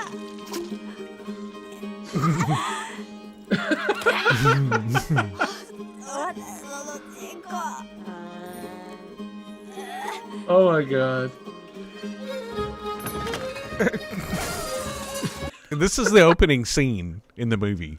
So you're like, WTF for the rest of the movie. The entire film. The whole movie, you're like, what's going on? Tom Lewis said, what the hell? Woo! Guys, this movie's on Amazon Prime. Get excited. That movie's on Amazon Prime. It's not even a joke. It is. There you go. Watch it for free. Go and watch this and freak out for a little while. Dude, seriously, you've got to watch this movie, guys. It's this is the. It's Miike, who's a freaking master, and it's awesome. Yeah, it's a very surreal horror film. It's got claymation in it, for Christ's sake. I'm like, come on. So this movie was remade, wasn't it? In Korea, is that right? I could have sworn it was remade somewhere, and I wouldn't doubt if it was Korea. Yeah, I'm not sure. But I mean, besides that, this is a fantastic movie. You've got singing and dancing zombies in it at one point. You've got. It teaches you to look on the bright side of everything, but it's if you like strange, I guess it's twofold. If you like strange horror musicals like Anne and the Apocalypse, you're gonna like this. And if you like super weird Japanese movies like I do, you're gonna like this. And if you just want to sit back and numb your brain for 90 minutes while you're like blown away with some craziness, you're also gonna like this. But super weird. Okay, so I was mistaken. This movie is actually a remake. The Japanese one is a remake of a 1998 South Korean comedy horror, The Quiet Family. So it's actually a remake. You want to see the Miike version? I'm going to tell you that right now. I haven't seen The Quiet Family. That's more like a black comedy type film, isn't it? I don't know. I've never seen it, but the only one I've seen is the Miike version, and that's the definitive one, I'm sure. Yeah. We've talked about Miike a little bit. If to kind of go back to what we've mentioned, we did we did talk about Audition. Oh, I'm so sorry. He did direct Audition, which I think everybody knows Audition. And Ichi the Killer. Yeah. Ichi the Killer. Gozu. Yeah, and this is dude's got a list of films. He was even I don't know, I'm sure a lot of people know this, but he even did a cameo in Hostel. Oh yeah. Yeah. I got to read this comment from Chrissy. I just saw Chrissy. Chrissy says, Travis, I don't know what's happening tonight. It's like I walked to the Twilight Zone. And then Todd Lewis said, one thing is for certain, we have found Chrissy's line. Haha. Oh my God. This is actually a really good movie. Now, if you're familiar with Mikey's other movies, like we mentioned, his other movies are very violent, very disturbing. This is kind of the polar opposite of those movies. But it's super weird. But it's super weird. And it's still a horror movie. It's not overly violent. It's not overly bloody. It's just freaking weird. It's just freaking it's one weird. Of those movies you have to watch. And I always like to make people watch Audition and then make them watch this and tell them it's the same director. And they're like, what? Yeah. Well, if you go to Mikey's filmography as a director on IMDb.com, he has 108 credits. 108 films this guy's directed. And, we need to get him to the convention. So. Well, this is another movie that I want to bring up. Oh, I would love to have. I've tried to get Mikey at the show. Last year, the U.S. Film Company, for one of his newest movies, we played a trailer, and they wanted to premiere the trailer at our show and do all kinds of stuff. And I tried so hard to get them to reach out to Mikey, and they said they were going to do it, and I think they did, but it never happened. So I would love to see this guy. I gotta call him then. If I call him, he'll be like, "Shit, fine." Yeah. Listen, this is weird guy. There's another movie that came out this year in 2001 by Mikey. That just shows you. Yeah. Are we going to talk about that one tonight? We're actually not, so we can talk about it. Let's talk about it real quick. It's a movie in Japanese. It's called Bijita Q, and in English it means visitor queue. This is a crazy ass movie. Also, the synopsis says a troubled and perverted family find their lives intruded by a mysterious stranger who seems to help find a balance in their disturbing natures. This is a crazy ass movie too. I don't know why this wasn't on our list. This somehow passed me. Visitor Q. I don't know why. In my head, I thought Visitor Q was a 2002 movie, and I think that's when it came out in the U.S. You may be right. But it was released in Japan in 2001. This should have been on our list, so we're gonna put it on the list right now. But is it a horror movie? Yeah, I guess. I don't know. IMDb calls it that. Comedy, drama, horror. So yeah, I guess it is. Well, it's horrific. It's some of the most horrific stuff I've ever seen in Visitor Q. We just added it, guys. Visitor Q, guys. Visitor Q is the perverted family. It came out in Japan. It's another Mikey movie. Yeah. So gotta recommend that one this year. Gotta recommend that one. He brought a bunch of movies that year though, because there was even what was it, The Agitator, which was a crime movie that was really good. Yeah. It's weird. But Visitor Q. 1, 2, 3, 4, 5, 6, 7, 8 movies that were released in 2001 that Takashi Miike directed. So talking about the busiest man in the film industry, that's incredible. And he does that several years in a row. He does several films all in one year. I don't know how he does it, but anyway, I'll stop gushing about Miike. I could talk about that guy all night. God. You're like, look at him go. Oh, he's awesome. He's making great movies. He's making all the fantasy movies. So he's like the Joe D'Amato of Japanese movies, basically. Basically, yeah. Joe D'Amato brought out 13 movies a year. That's probably why I love him. Because I love Joe. You know about my obsession with D'Amato, too. I know about your obsession with D'Amato. We're going to have to do a special show on Joe D'Amato, guys. That's going to happen pretty soon. Oh, God. That would be like a 6-hour, 4-part miniseries or something. I don't care. It's going to be the Frightmare HQ Joe D'Amato miniseries where we're going to cover every single movie Joe D'Amato ever brought out. If you guys aren't aware, Joe D'Amato has like 200 director credits on IMDb, so we're going to cover them all. Yeah. So get ready. Even the porn. Yeah, even the porn. No, we're doing all the porns. We're doing all the porns. So anyway, Happiness of the Katakuris. Arrow Video has a great Blu-ray of this. Oh my god, if you it's wanna get a fantastic. Blu-ray. Their Blu-ray. Yep. Their Blu-ray is fantastic. Or like Charles said, Prime Video for free if you have a Prime account. Or it's a $2.99 rental on Amazon. I recommend watching this one night when you're in a super duper weird funky mood. Or if you've done something that's frowned upon in some states. A little bit of a little bit of things there. Yeah. You can watch this one. It's a great one for that. You know. It is. Not encouraging that. I'm giving recommendations. That's what I'm here for. I'm it. recommending movies and how to enjoy them, okay? This is one. Mr. 80s has one that he wants us to talk about. Can you see the Twitch comments? Oh, wait. Well, Chrissy Gilliland is excited about us talking about porn. Chrissy, that is the OnlyFans Frightmare HQ account where we discuss the porn movies of some of our favorite directors. So that's coming soon. Eduardo Gonzalez says The Quiet Family is on Amazon Prime as well. So you could have a double feature of the original and Mikey's remake. I appreciate that, Eduardo. I didn't know that was on Prime, and I haven't seen that one. So I think I'm going to watch that this weekend, The Quiet Family, and probably watch this again because why not? Ashley Guillory agrees. Visitor Q is good. Yes, it is good. Nice. It is good, but there's some taboo stuff in that movie. So just be warned, sexually and all kinds of taboos.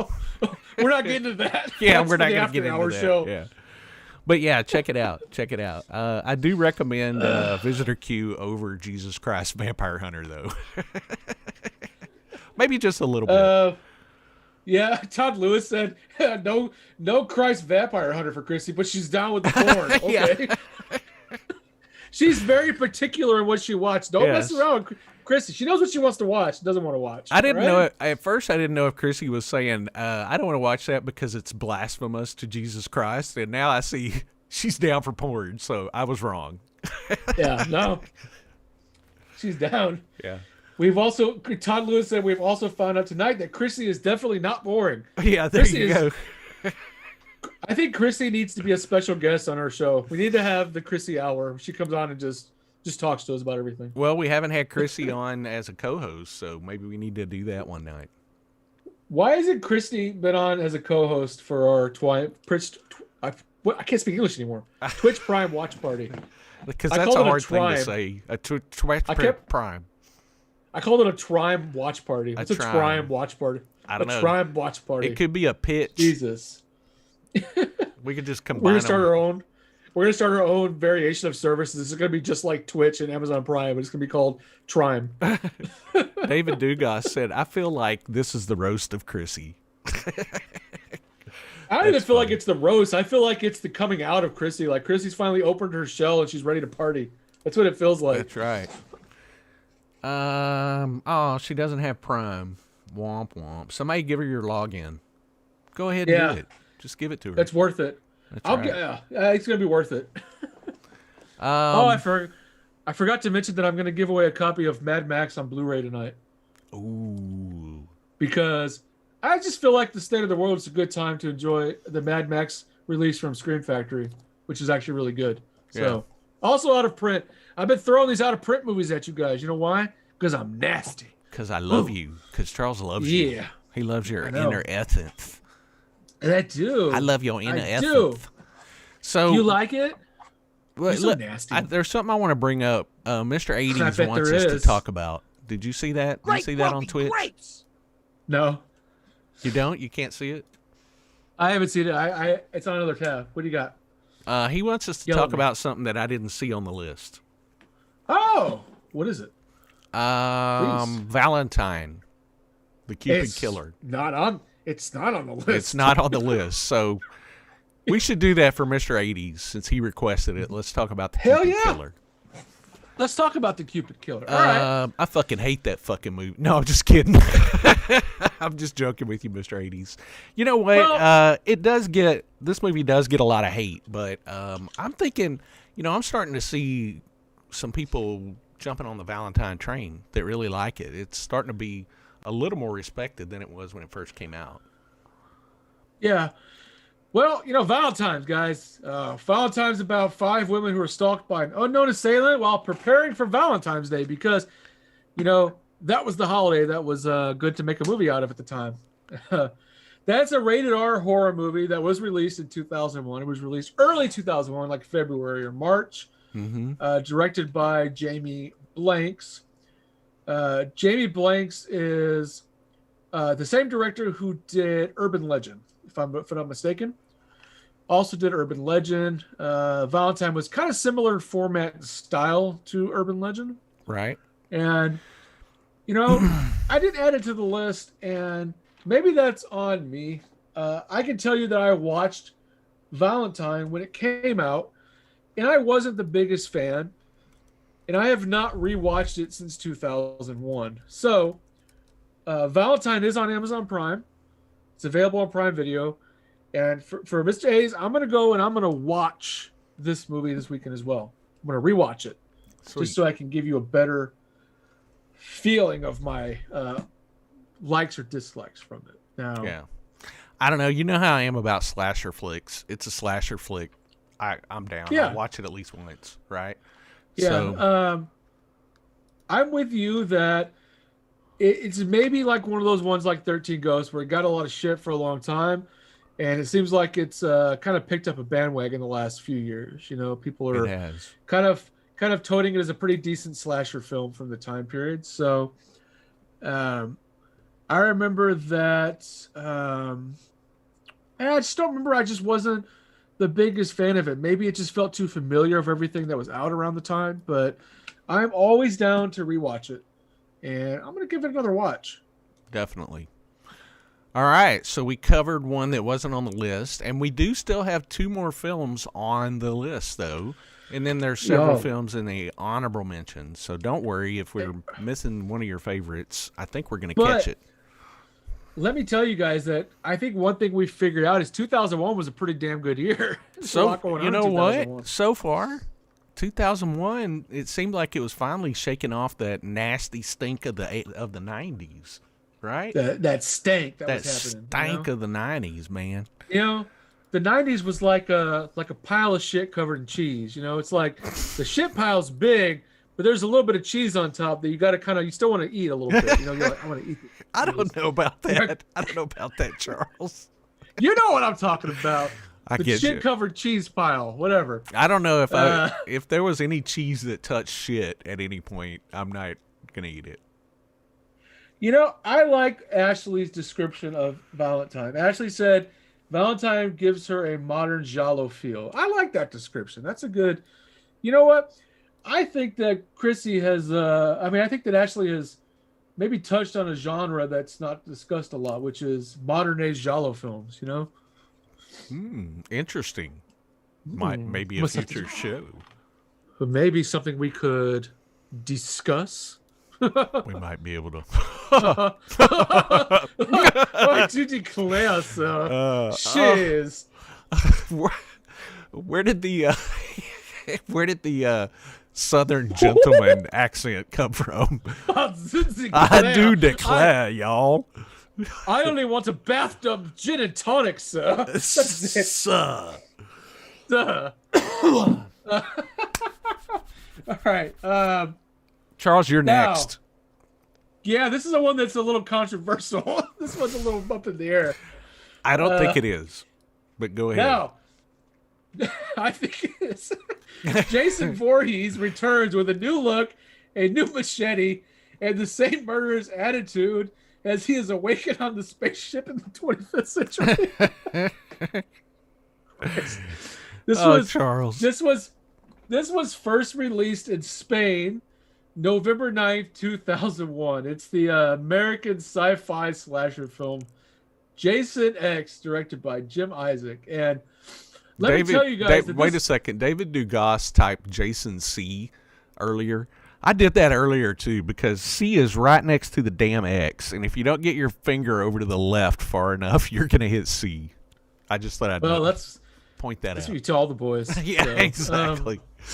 There's the poster or a poster. Evil gets an upgrade.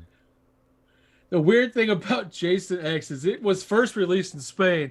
It was subsequently released in Brazil, Argentina, Italy, Japan, and the Philippines before it came to the U.S.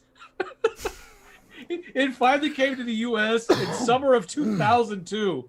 So I remember when this came out because there was all this talk about a new Jason movie that I couldn't freaking see. It was like end of the year 2001, and everybody was like, the new Jason movie's playing overseas and we can't see it nowhere. And I managed to get a copy of this that came in 2 days before it premiered in the U.S. on a shitty VHS. It took so long. Was it one of those Chinese cams where somebody in China set up a video camera and taped it and on? It shakes every now and then.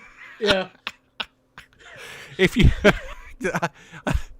I remember watching Lloyd. movies like that. Yeah, the struggle was real, guys. The struggle was real. But you can't blame us because I know I've bought this movie a couple of times since then. So they've gotten my money more than once for this movie. Look, I'll only do that if you don't give me a proper release for myself. Yeah. That's the same way as I only illegally import movies from other countries if you don't give me the damn release in the U.S. and I got to watch it on my region-free player. I'm like, fine. That's right. I'll show you. Well, Charles and I have guys. had this discussion several times. We've fought over this damn movie like American Gladiators. You know what? I do like this movie. I think it's a fun kind of a parody on a slasher movie. It's not supposed to be a parody, though. But it is. I mean, it kind of is. I mean, it is, but it's not supposed to be. Why is Jason parody? Well, they play on those parody, those slasher movie tropes, like when they're in the hologram thing, and Jason attacks them and all that stuff. I thought that was funny. Yeah.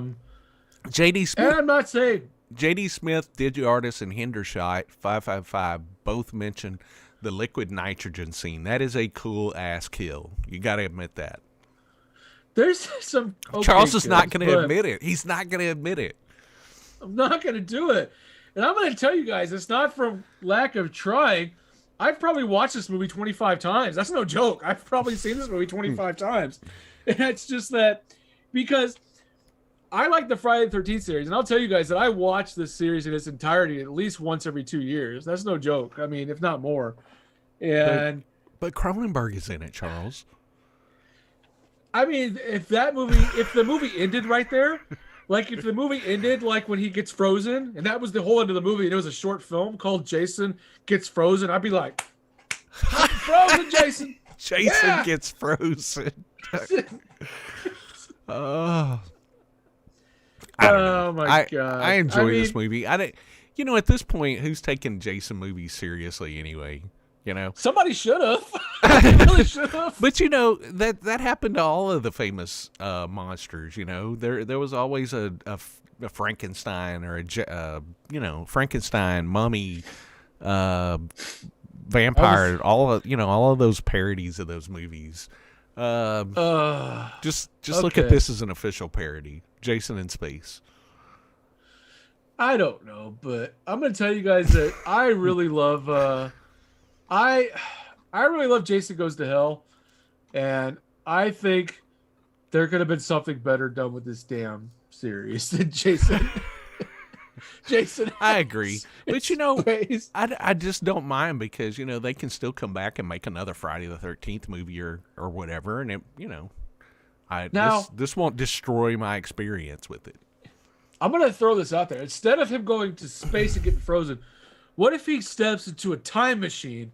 He goes back to the Middle Ages, and he has to fight knights. I'm just gonna put this out there. Does he need 1.21 gigawatts to go back? He does. I'm gonna add this to where, Jason somehow stumbles inside of a DeLorean time machine and goes back to the year 1502, where he has to battle knights to help fill his unfillable love for murder. And he has to kill deadites.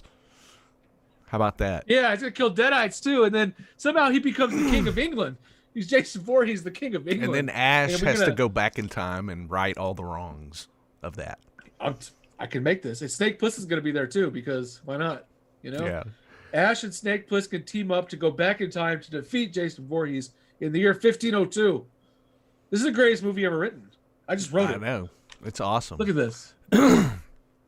All right, well, Well, I only need a budget of $235 million to make this happen. So if you guys are out there wanting to contribute, I bet you for $235 million, I can get Kurt Russell, I can get Bruce Campbell on board, I can get Kane Hodder, I can even get David Cronenberg back in this damn movie. Hell yeah, we can. can. Awesome. We're gonna do David it. Cronenberg will direct it. David Cronenberg will direct my Friday the 13th in the Past movie. He'll be like, all right, let's do it, Charles. Now, this is why Charles doesn't need to win the lottery, because I'd be like, David Cronenberg, I got $500 million here to make Jason in the Past, and I want you to direct it. Like, all right. You know you would make Jason X if you had the money to make it.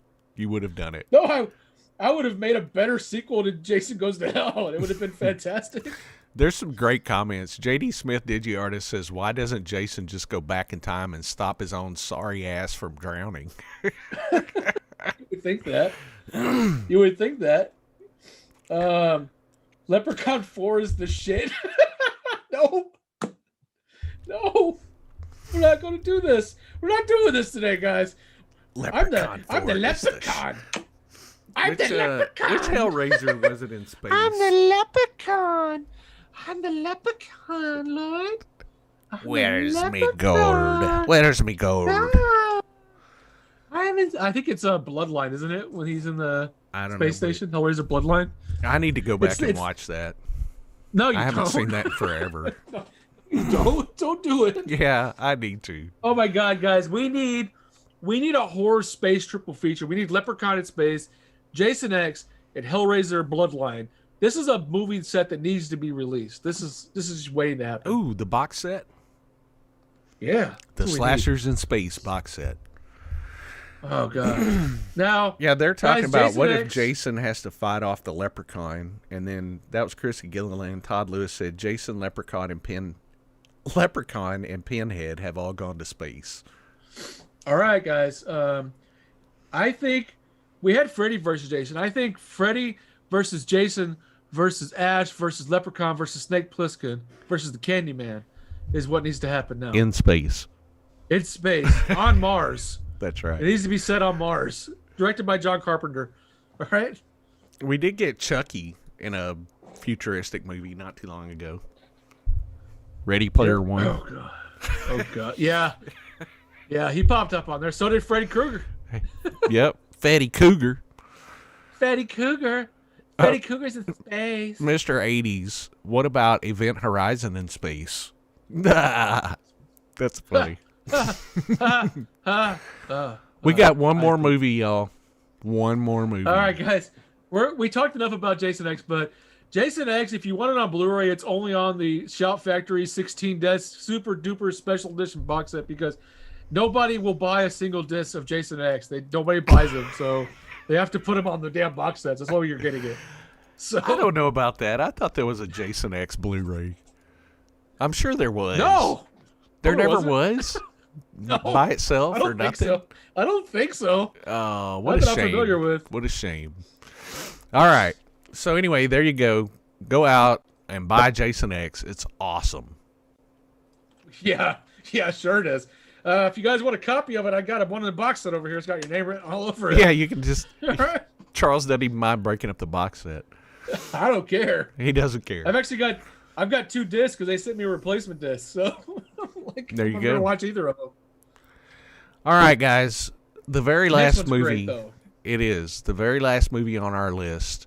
A mysterious man arrives at the offices of an FBI agent and recounts his childhood, how his religious fanatic father received visions telling him to destroy people who were, in fact, demons. First premiering November 17th, 2001 at the Deep Ellum Film Festival in Dallas. It's the American psychological horror film Frailty, directed and starring Bill Paxton, or directed by and starring. Wow, Frailty is a great movie, man. Oh my God, Frailty still blows my mind, and I still quote shit from this movie. You didn't know anybody knew about that, did you? I always forget that McConaughey was in this, because he was still kind of unknown at that point, wasn't he? McConaughey, he'd been around a while, but he wasn't huge like he is now. Right. It'd been 10 years since he did Daisy Confused, and he kind of did a little stuff here and there. He did that one chainsaw movie we don't talk about, and some other stuff. Yeah.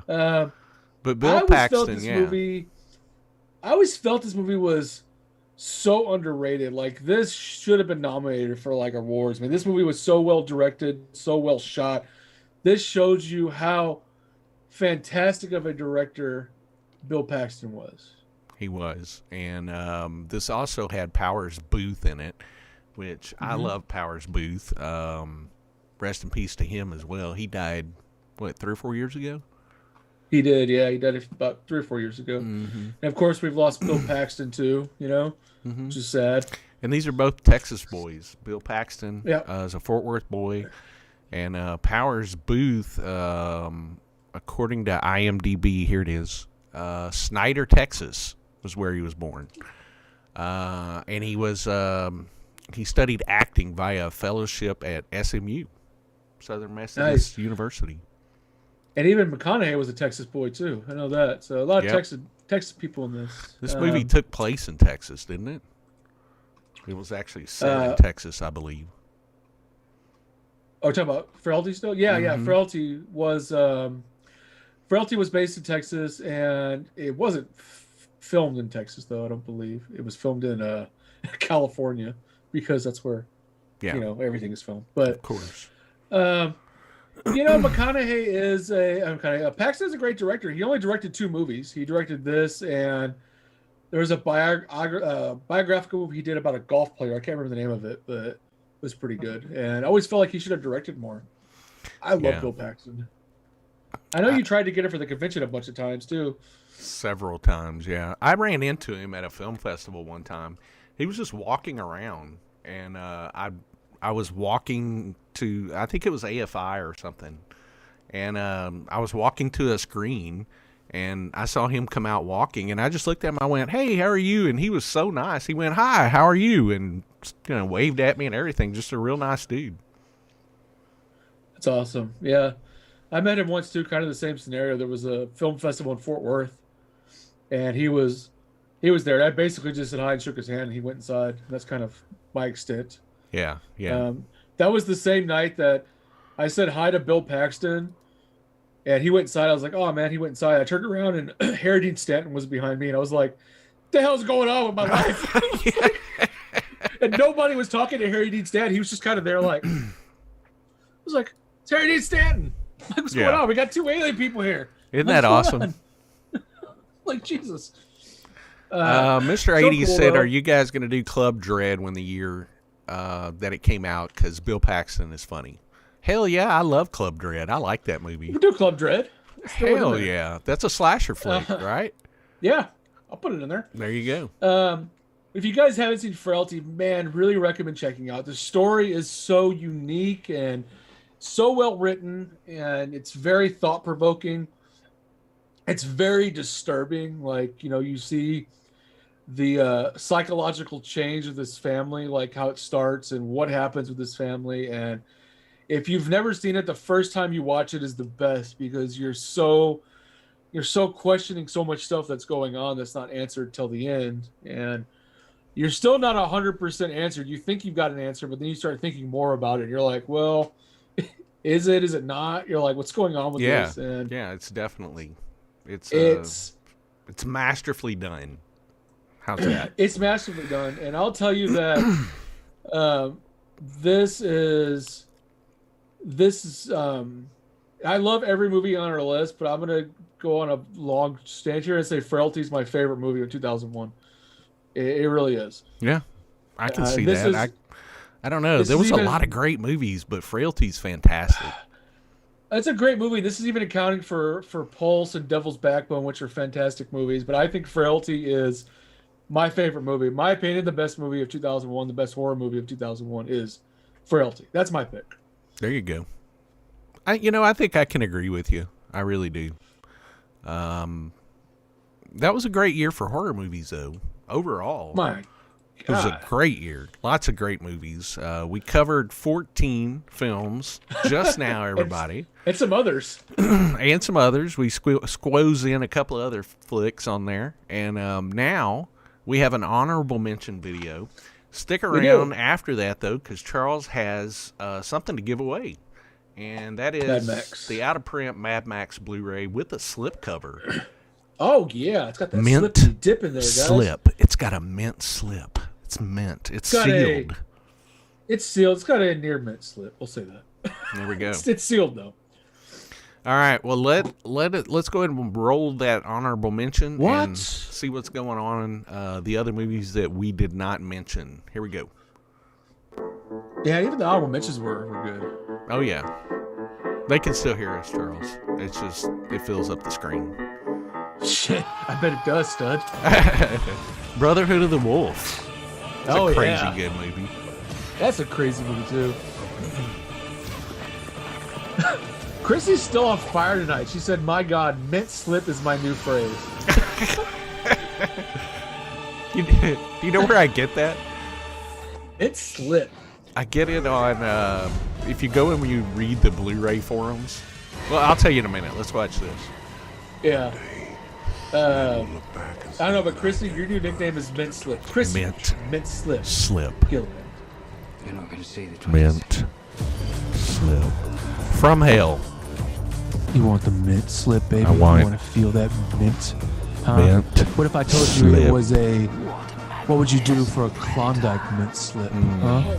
I don't know. I'd feed it to the spider. What the hell movie is this? I don't think I've ever seen this. Arachnid, dude. Arachnid? Yeah. No, they're so bad, it's good for me. I haven't seen this. You're not missing much, but I'd recommend watching it if you're bored. Okay. I don't know. It actually looks pretty decent. It's like one of the best movies that you would ever see on Sci-Fi Channel. Oh yeah, it's the dog father. Snoop Doggy Dog. But we got the master plan. You got to up and you got to top your dog master plan. Dog, you know what I'm gonna get? Gonna see it today. Bones. Doggy dog. Man, Bones is fun. This movie, what is this, Charles? You know what this is? Have I? Oh yeah, okay. It's the Haunted Hills. Elvira's Haunted Hills. Right, like there's something going on in my mind. Elvira's Haunted Hills. Applause. What are you? The devil? You know what? I was so looking forward to Wendigo, but it kind of let me down. What about you? Yeah, it's all right. You liked it? It's an honorable mention. Oh, honorable mention. There you go. No, this one's definitely an honorable mention. Dead Hate the Living. This is definitely an honorable mention. It is honorable mention material. It's kind of fun, but yeah, it's goofy. Make them die. I've got 4 copies of that on VHS. they keep appearing like Scream. I've got 29 copies of Scream on VHS now. They just keep appearing. Oh my god. Forsaken. I remember I really liked this movie when it came out. And The Forsaken? Yeah, and I went back and rewatched it, and I was like, well, it kind of seems like a Twilight movie now. Really? Yeah. Uh-oh. Tremors 14, man. Tremors 39 in space. In space. In space, no one can graboid you. Perfection. That's why we're at the top of the food Oh no, here we go. There it is. That's Honorable what we got today, mentions. Good job, Charles. Oh, that was the honorable mentions for this time period. The Year in Horror 2001. 2001. Right. Fantastic. Guys. We did it. We made it through another year, Charles. You know, we learned a lot today, not only about movies, but about old Chrissy Mint Slip, too. We learned about Chrissy Mint Slip today. Slip. So I have to explain that, I guess. On Blu-ray.com, if you go to the forums, there's always dudes that are, like, tripped out about slips, you know? And they're like, yeah, I got my copy today. Mint Slip. No. Mint Slip. You know, Mint Slip. I've got to... Mint No Slip. I've got to the point where I won't even sell like those movies anymore because those people are insane. They'll be like, "Oh, I saw your picture. And it looks like there's this very small piece of nick on the lower quadrant 4." I'd be like, "I don't see anything." They'd be like, "I see it. And I don't want it." I'd be like, The fucking movie's out of print. Do you want it or not? I'm like, just take it. Yes, I'm interested in it, Charles, but I'd like to know first, before purchasing and making my payment, does it have a mint slip? Oh, baby, it's pristine. That slip's so pristine. You won't even know it's been slipped in until it's been slipped back out. That's right. That's how pristine it is. All right? Mint. I must have a mint slip. All right, guys, that was 2001. Charles has a giveaway, and he's going to do it in not his my hat either. Unnaturally heavy helmet. It doesn't fit over my headphones. It's so heavy. Yeah. It's cutting off the circulation of my head. I'm afraid it's going to fall. It's going to knock me out. It's so heavy. Right. How we? Oh, shit. I'll put it away. This helmet from Ghost of Mars. Ghost of Mars. I'm going to tell you guys, there was a time period where you could buy basically every prop from Ghost of Mars for like 36 cents in a pack of chewing gum. Mm-hmm. And now they're all really expensive for some reason. So people want them now. I don't know what it is. Go ahead. So what are we going to ask on this one? Mad Max. I don't even know. What country was Mad Max filmed in? No, that's too easy. That right? is too easy. Who directed Mad Max? How about that? Who directed Mad Max? The very first one. We're talking about the original Mad Max, right? Yeah, I want the original Mad Max. All right. I can't remember his name, Charles. I can. Oh, yeah. Chrissy Gillen, that is your poor name. Mint slip. So Travis Brown got it. Cool. Travis Sounds about right. said George Miller. Yeah. There you go. Todd Lewis said that's way too easy. Well, I made it easy today. Yeah. Only one person answered, so There you I don't know go. how easy it was. It's George Miller. Oh, the next one, the runner-up was Baby Blue TX 23 If you on wanna- Twitch. If you want to ask Cynthia, a harder question, AKA. Lloyd, I'll go get another giveaway. If you want to ask a harder question. A harder one? Oh my God! Yeah. You want me You to want me to come go up with get something something? Heck yeah! Hold on. Let me. Let's Oh, see. Lord. We've got Battlefield Earth on VHS. We've got Battlefield Earth on VHS. Oh, here we go. How about a VHS copy of Xanadu? Xanadu. I bet some people would actually like that. You want a VHS copy of Xanadu? How about that? Xanadu. Who wants to win? Does anybody want to win a copy of Xanadu on VHS? A video hit system. Nobody's like, no. Cynthia. Let's see. Allie Tappa says I love Xanadu. So Travis, I bet she does. You won this. Don't forget. I guess you probably got Travis's address still, don't you? Oh God, man, I go to Travis's house like every day, man. I just hang out. No joke. All right, ask a harder question. I'm gonna give away an Arrow video copy of the Andromeda Strain. The about that? Andromeda Strain. Yeah, it all fits together. So the scene where they rescue the in Andromeda Strain, where they rescue the what was that? A satellite in Andromeda Strain? Yeah. Okay. Where was that filmed at? In what state? Ooh. That's all I want to know is what state was that little. It was the little village that had been affected by the virus or whatever that came from the satellite. What state was that filmed in? And you will win a copy of. I'm looking at really bad VHS that should give away people like Shark Attack 3 Megalodon on VHS. Richard Nettleton got it. The state that it was filmed in was New Mexico.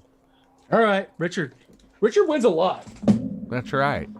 Richard's a beast, guys. Yeah, I'm pretty sure that was New Mexico, wasn't it, Charles?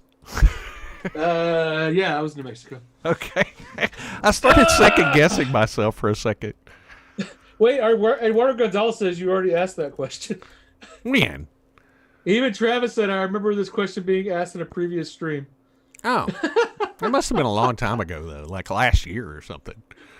That's Lloyd's favorite question. That's my go-to question for Andromeda Strain. Let's All see. right, guys. Hendershot said he worked on Shark Attack 2.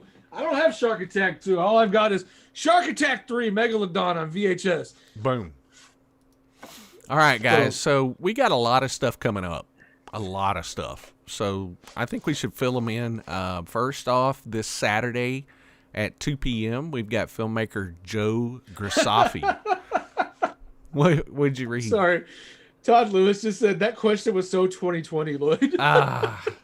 I think you upset everybody with your question. Do we have to do another giveaway to make people not upset? I don't want to. I don't know. Well, why didn't they answer it immediately?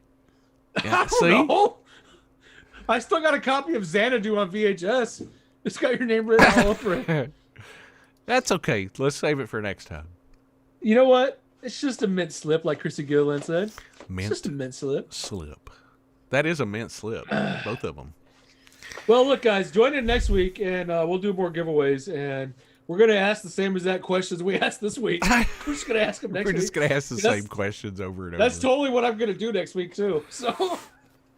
So this Saturday. I can't anymore. I can't. This Saturday, 2 p.m., January 23rd, filmmaker Joe Grisafi will be joining us. Joe has made a lot of films like, what was it? Lars and the Emo Kid. Yeah. He made Conjoined. I'd have to go to look at his list, but he is a Houston filmmaker. And he's a really good filmmaker, too. So look up Joe. It's Grisafi, Grisaffi. Go to our Facebook event page and join, if you don't mind, please. RSVP.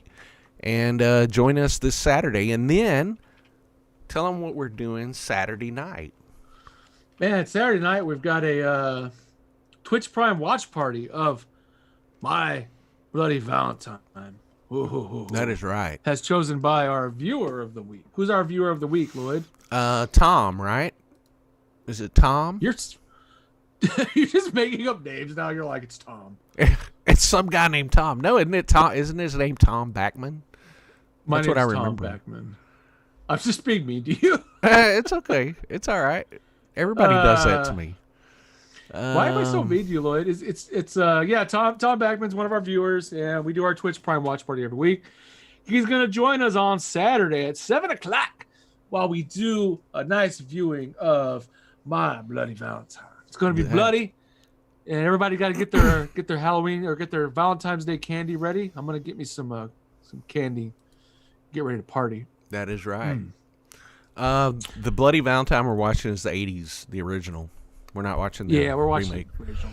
The remake's actually pretty good too, but down for the original though. Original's fun, a lot of fun. It's a good Saturday night movie. Remake has some good 3D in it. 3D. Did I mention 3D? Yeah, third dimensional mint slips. That's right. That's the name of Lloyd's porn movie, Mint Slip in 3D, starring Lloyd Cryer. 3D Mint Slip. Oh, I forgot. Mint Slip is Chrissy's porn name. Her name is Mint Slip, and she stars in the porn movie Hot Mayonnaise. Hot Mayonnaise starring Mint Slip. There you go. And then the next weekend, I do know that we have a Patreon. Is it this weekend? This Sunday? weekend. That's right, the 24th. The 24th, which is Sunday at 8 p.m. Central Standard Time. Our Patreons have chose the next director in our director series, which is the one and only, who, Lloyd? Larry Cohen. Oh, yes. My love man. I love Larry Cohen. So looking forward to talking about his early blaxploitation work because it gives me an excuse to talk about blaxploitation, which I love. So really excited. There you go. And on top of that, Larry Cohen, I want to talk to you guys about Patreon for just a second. If you are not a Patreon subscriber, hey, go ahead and do it. It's as little as $7 a month. You can watch our exclusive stuff, and you've got a mega awesome giveaway coming up for our Patreons only, right, Charles? Man, so Patreon show on Sunday is going to be 2 giveaways because I'm doing the monthly Patreon giveaway box, and then also the Frankenhooker vinyl soundtrack I'm going to give away too. Which is awesome. That's coming up. Yeah, that's a cool soundtrack. It really is. Do it. Yeah, so go ahead and join us on Patreon. Like I said, you can join for a little bit. For about $7 a month. It's super cheap. There's another tier. The $9 tier gets you to watch it, you can watch all of our exclusive Patreon streams, and you get entered into the big contest, right, Charles? For $9. Yeah, $9. You get into the big old contest. Yeah, and you can do that, and while you're doing that, you can feel confident in knowing that you are supporting Lloyd and Charles at Frightmare HQ. Yeah. And keeping this wonderful, beautiful show on YouTube and wherever you watch it. Body of Christ. Boom. Out. We should have just ended the stream right then. When you said Body of Christ, boom, over. Body of Christ. That's how we're going to start ending every stream. Body of Christ. Yeah, and, Christ. one thing that Charles and I just talked about, we've been talking about it for a couple of days now, but we've decided to start doing some gaming streams again. So you guys can watch me game and laugh at Lloyd and how badly he plays video games. I'm going to tell you guys, our gaming streams are not like the other people on Twitch who are like, I'm super far advanced, 6,000, X level 9,000 as I hack while I do it. We're a bunch of people going, what the hell does this button I don't know do? what I'm doing. Yeah, and we try to play horror-themed video games. And try is the operative word, because I'm terrible. Well, Todd Lewis said the Left 4 Dead stream was funny, and that's what we're going to do again. We're going to do more Left 4 Dead, so get ready to party. Yeah. So we're going to come back and do some more of that stuff, and maybe more stuff. We're always looking at trying to do new things so we can have more time to hang out with you guys. Right, Charles? Especially our Patreons. I'm trying to find ways to do more Patreon shows here soon. That's why I like picking up what you guys are wanting to do. Yeah. Because I always get on and talk about stuff. Even if I get on and talk about Body of Christ for 30 minutes, I'll do that. That's right. That's exactly right. Well,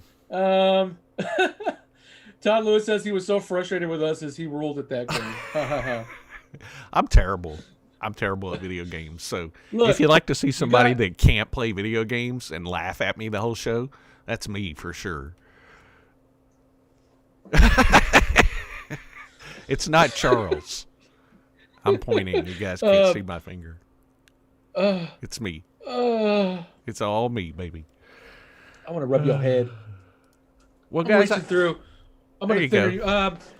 So I also just dropped a video for Prince of Darkness 4K that I reviewed today.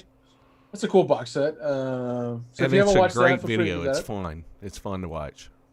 Yeah, I mean, I don't try to make my videos super intelligent. I'm just a goofy guy who likes movies. That's how I live my life. That's right.